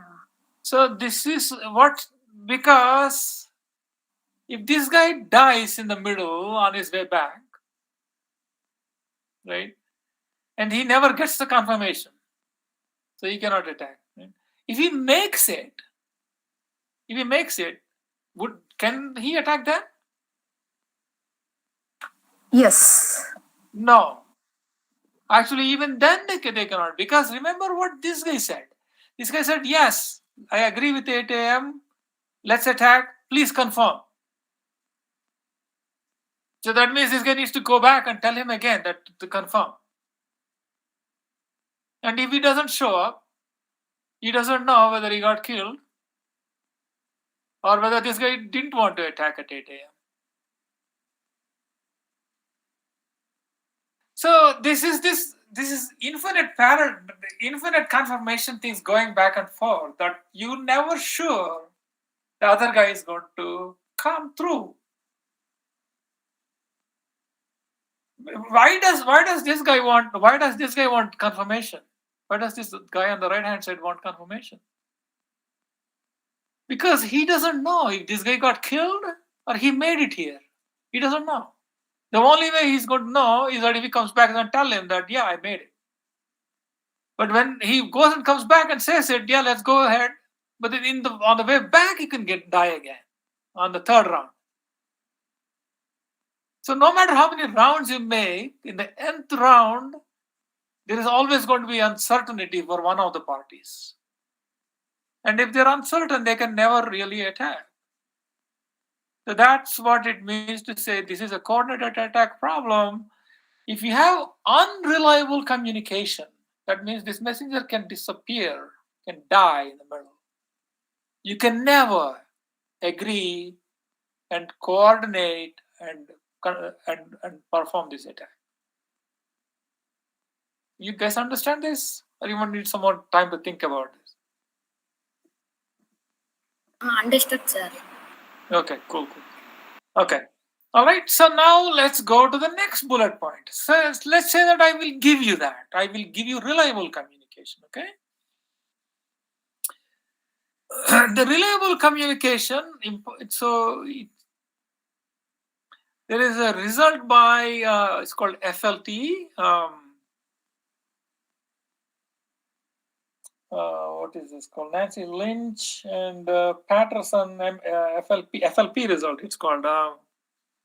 Mike Fisher, Lynch, and Patterson. What they have proved is that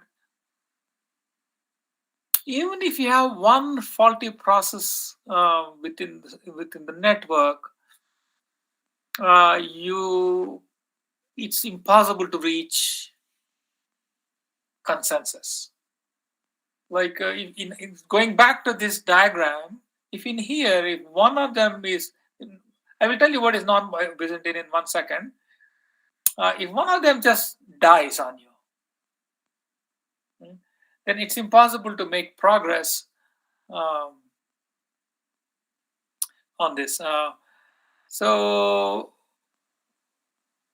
what happened? Yeah.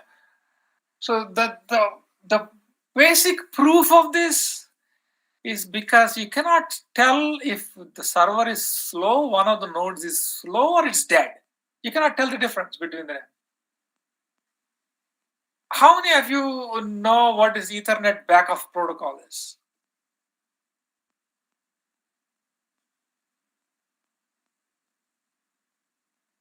I know it, sir.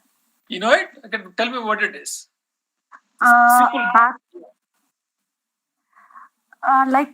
It is a back-off algorithm, like how much time I need to wait when to send the packet. Yeah. So No, first of all, the best case scenario is you put your packet on the wire. There's no conflict, it can go through, right? The problem is you put the packet on the wire and some other computer also putting the packet on the wire at the same time. And so there's a collision, right? And you back off 2 times the delay, and then you try to put the packet again and you collide again, you back off 4 times, and you put it again, you back off 8 times, and so on, right? Yes, What sir. could happen if there is like 2 computers, A and B, just try to send a packet, they get on the wire, both of them collide, and both of them back off. They make a second attempt, they put the packet, both of them collide, both of them back off. This can happen forever, right? Technically, in theory, it can happen forever, but mathematically, if you look at the probability of that happening, it is astronomically small. Very, very, very, very small, okay? Something similar here going on. So when you cannot tell a slow computer from a dead computer, it becomes difficult to reach a consensus. And so let me take a moment to tell you what is non-Byzantine mean. Non-Byzantine simply means that these are also called fail-stop. That means the computer has faulty components. If it has a faulty memory or faulty disk or something, it just stops performing and just dies, right? As opposed to a machine that gets hacked. That means it's alive. There is a bad actor who's logged in, is doing shady things. He can send the wrong messages or stop forwarding messages and try to do nasty things to computation that other good nodes are doing. So that's Byzantine. The non-Byzantine is just simply, they're faulty, but they're not malicious. Okay. So non-Byzantine faulty, even if you have one non-Byzantine faulty process, it can kill your coordination efforts. Then you must have heard of, you're saying everything is impossible, how can anything be done? Just like how we have Ethernet protocol, though mathematically it's impossible, and we still communicate, all the packets get through. We have Paxos and Raft. So they get you consensus even in the presence of this impossibility result. Okay, it assumes reliable communication. It does assume what is called non-garbled messages. If messages are sent in like FIFO messages, but every message that is sent must reach. I'm sorry, I didn't quite catch that. Could you please say that again? So it is a safe. Paxos is what's called a safe that is consistent. So what does that mean? That means that all of them agree on the same value. It will never be the case that some nodes think that Alice to Charlie should go first and some other nodes think that Alice to Bob should go first. That will never happen. All of them agree on the same value. And it will never be the case that Alice to some other person, Janice or something like that, will happen, because that was not even proposed, right? So it is correct and it is consistent. It's not guaranteed to terminate. Just like Ethernet packets, you might have to keep trying in the face of collision. You might never reach who should go first. You're still debating, is it A to B or is it A to C? A to B or A to C? You're constantly debating which one should go first. But the mathematically, that's taking a long time, is very unlikely to happen. So the moral of the story on this slide, there's a lot of material on this. Again, this is something that you need to go after the class, take a look at that cartoon and understand why that is impossible in the two generals problem. And I want to conclude this slide by saying that the moral of the story is you can only choose any two. So you can choose fault tolerance or liveness. That means in bounded time you will get an answer, or safety. Safety is, in my opinion, sacrosanct, right? You cannot never do something that is not safe. So then you can only choose safety and live or safety and fault tolerance. You cannot get all three. That's the moral of the story. Questions on this?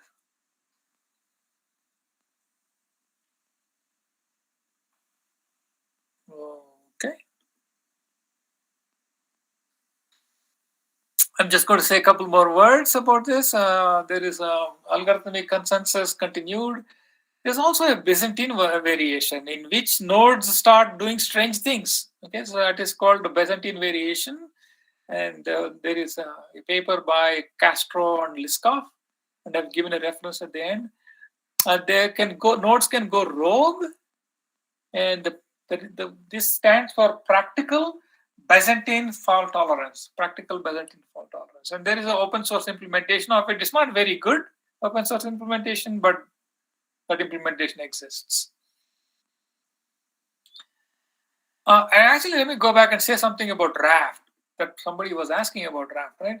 So Raft is a competing protocol to Paxos. Paxos came from Leslie Lamport, who works at Microsoft. Again, brilliant computer scientist, Turing Award winner.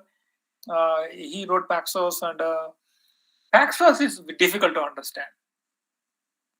Very difficult to understand. In fact, he had a hard time publishing his paper in a journal because the referees kept rejecting it because they couldn't understand what he was saying.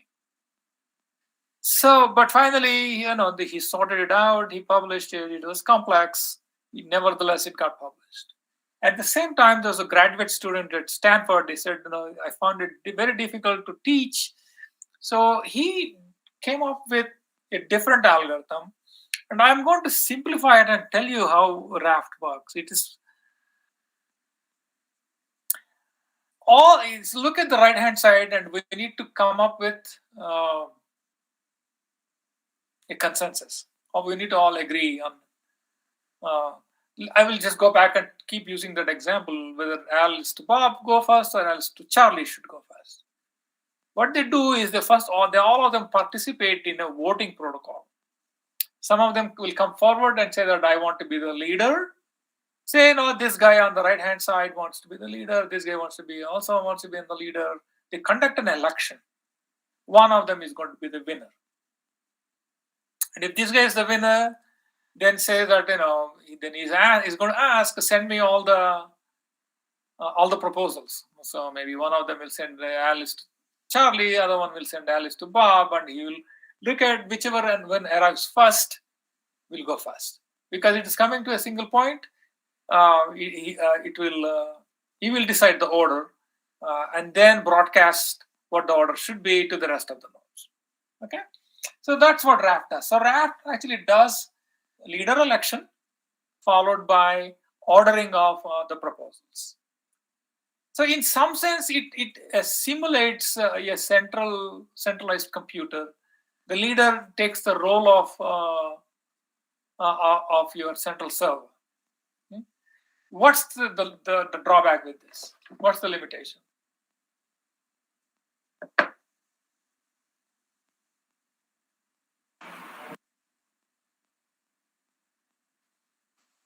Yes, Mansa, you can feel free.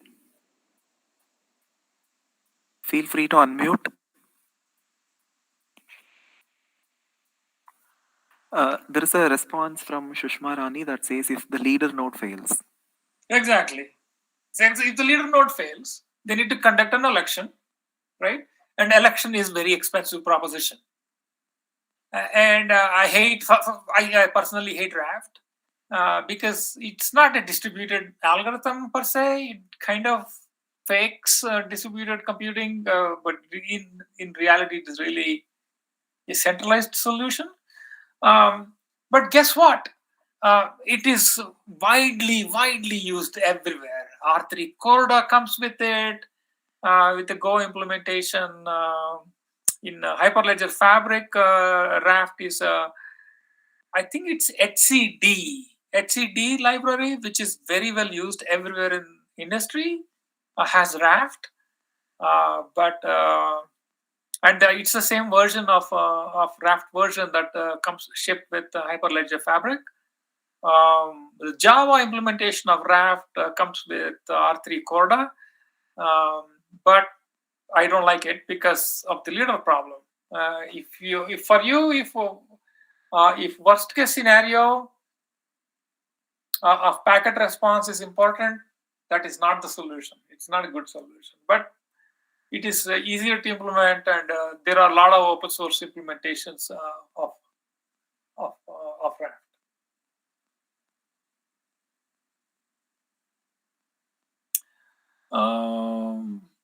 Actually, there is with the advent of cryptocurrencies, there are good implementations of BFTs, of Castro-Liskov paper. There's one that I particularly like, and it is widely used in crypto world. That's called Tendermint. And Tendermint uses this Castro-Liskov BFT. And they all make a fundamental assumption, both Paxos and this PBFT, that majority of the nodes, in this case, Byzantine case, you need to have at least 2/3 honest nodes. At most 1/3 rogue nodes are allowed. In the case of Paxos, at least more than 50% should be good nodes, majority. Okay, so simple majority for Paxos, absolute majority for Byzantine. Idempotence is the word that I want to introduce, is a technical term I want to introduce to you. So if I have a message, so I send a packet A followed by packet B followed by packet C.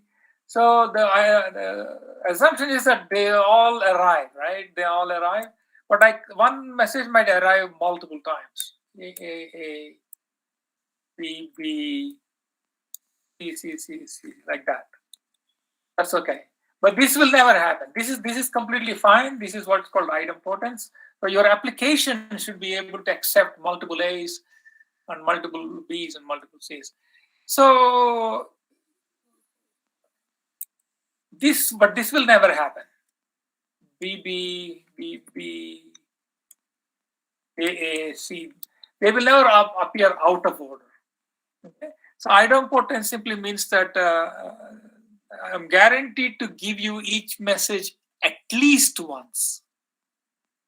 Okay, each message is guaranteed to arrive at least once. It can appear multiple times, but it'll never appear out of order. So give me some examples of idempotent functions. Most of you should know this.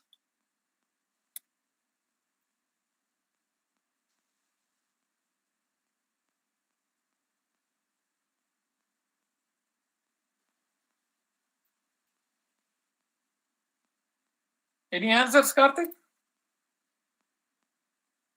No, Professor Ramki, none is flowing through. Participants, please feel free to cite some examples of idempotent functions. There are several. So actually, idempotent function is so your application has to be such that if I apply f of x any number of times, the answer should be the same. It should be the same.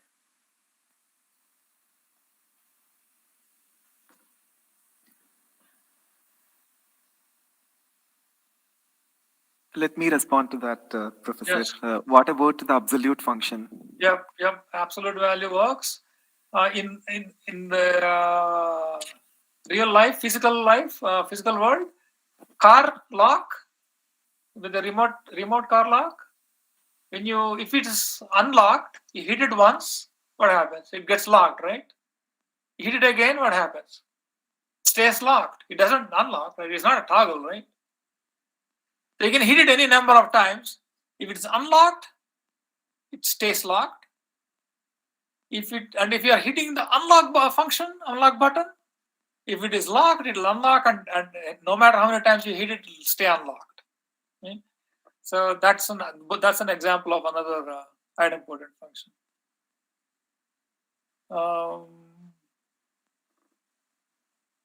Civil attack. How many of you know what is civil attacks? Anyone? Have heard Yes, of sir, this? I know. Tell me what it is. Civil attack is something like a person creating multiple Facebook account. For example, I have a Facebook account and he is creating multiple Facebook account. So that is called as a cyber attack.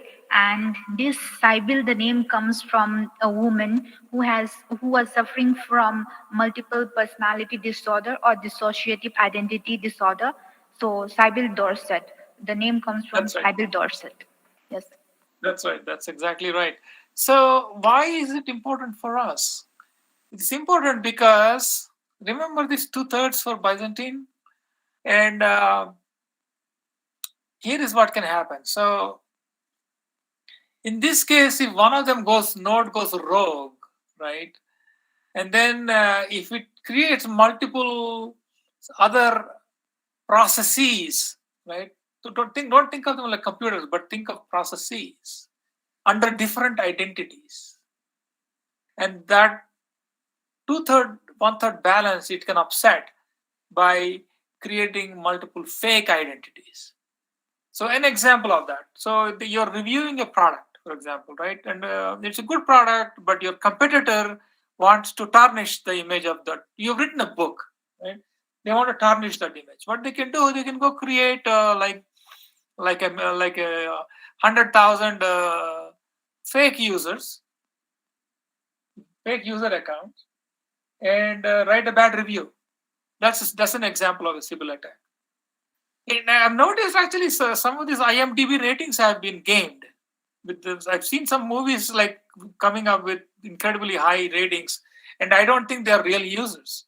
So that's an example of another Sybil attack. All right, how much time we have? We're almost out of time. All right, so and the next couple of minutes, what I'm not going to go into detail on these things, and this is I would like you to watch this public and private keys and signing. We're done for today, right? This is the last lecture, right? Yep. Yes, Prof. Ramki.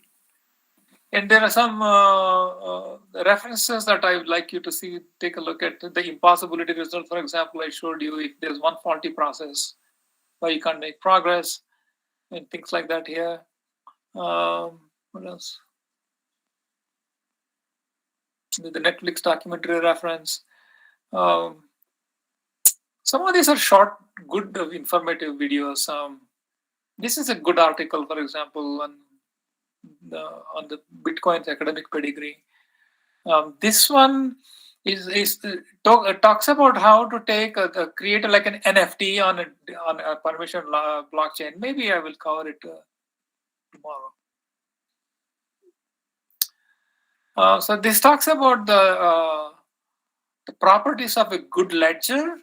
So it should be append only. So that means that you cannot go inside and modify something in between. It should be immutable. It should be auditable. In other words, if I want to check something is consistent, I should be able to go through the ledger and audit it. It should have integrity. What that means is that it cannot show somebody having a certain balance at some point and show some other balance that's inconsistent with that. It needs to have integrity, and there needs to be provenance. What I call provenance is that it should be able to trace where these things came from. Complete traceability. And I will show you all this, how these properties are satisfied by different blockchains when we do case studies. Immutability and a block. So let's talk about. I'll just say 1 minute and tell you why permissioned blockchains. Maybe I should do this. Actually, let me cover that tomorrow because this is a little bit of a thing. It requires a little bit of thinking. I will cover this a couple of things. I'll continue this tomorrow, the discussion, 2 or 3 slides, and then we can jump into what I wanted to cover. All right, so you all have a good night and good evening, and I will see you tomorrow at the same time. Thank you, Professor Ramki. I think despite the time zone difference, it's a commendable set of lectures. Thank you so much for You're this. most welcome, and I hope I can keep the interest level up and impart some knowledge. Thank you, Karthik. Thanks for arranging this. See you tomorrow, Professor. Thank you. Bye. Bye.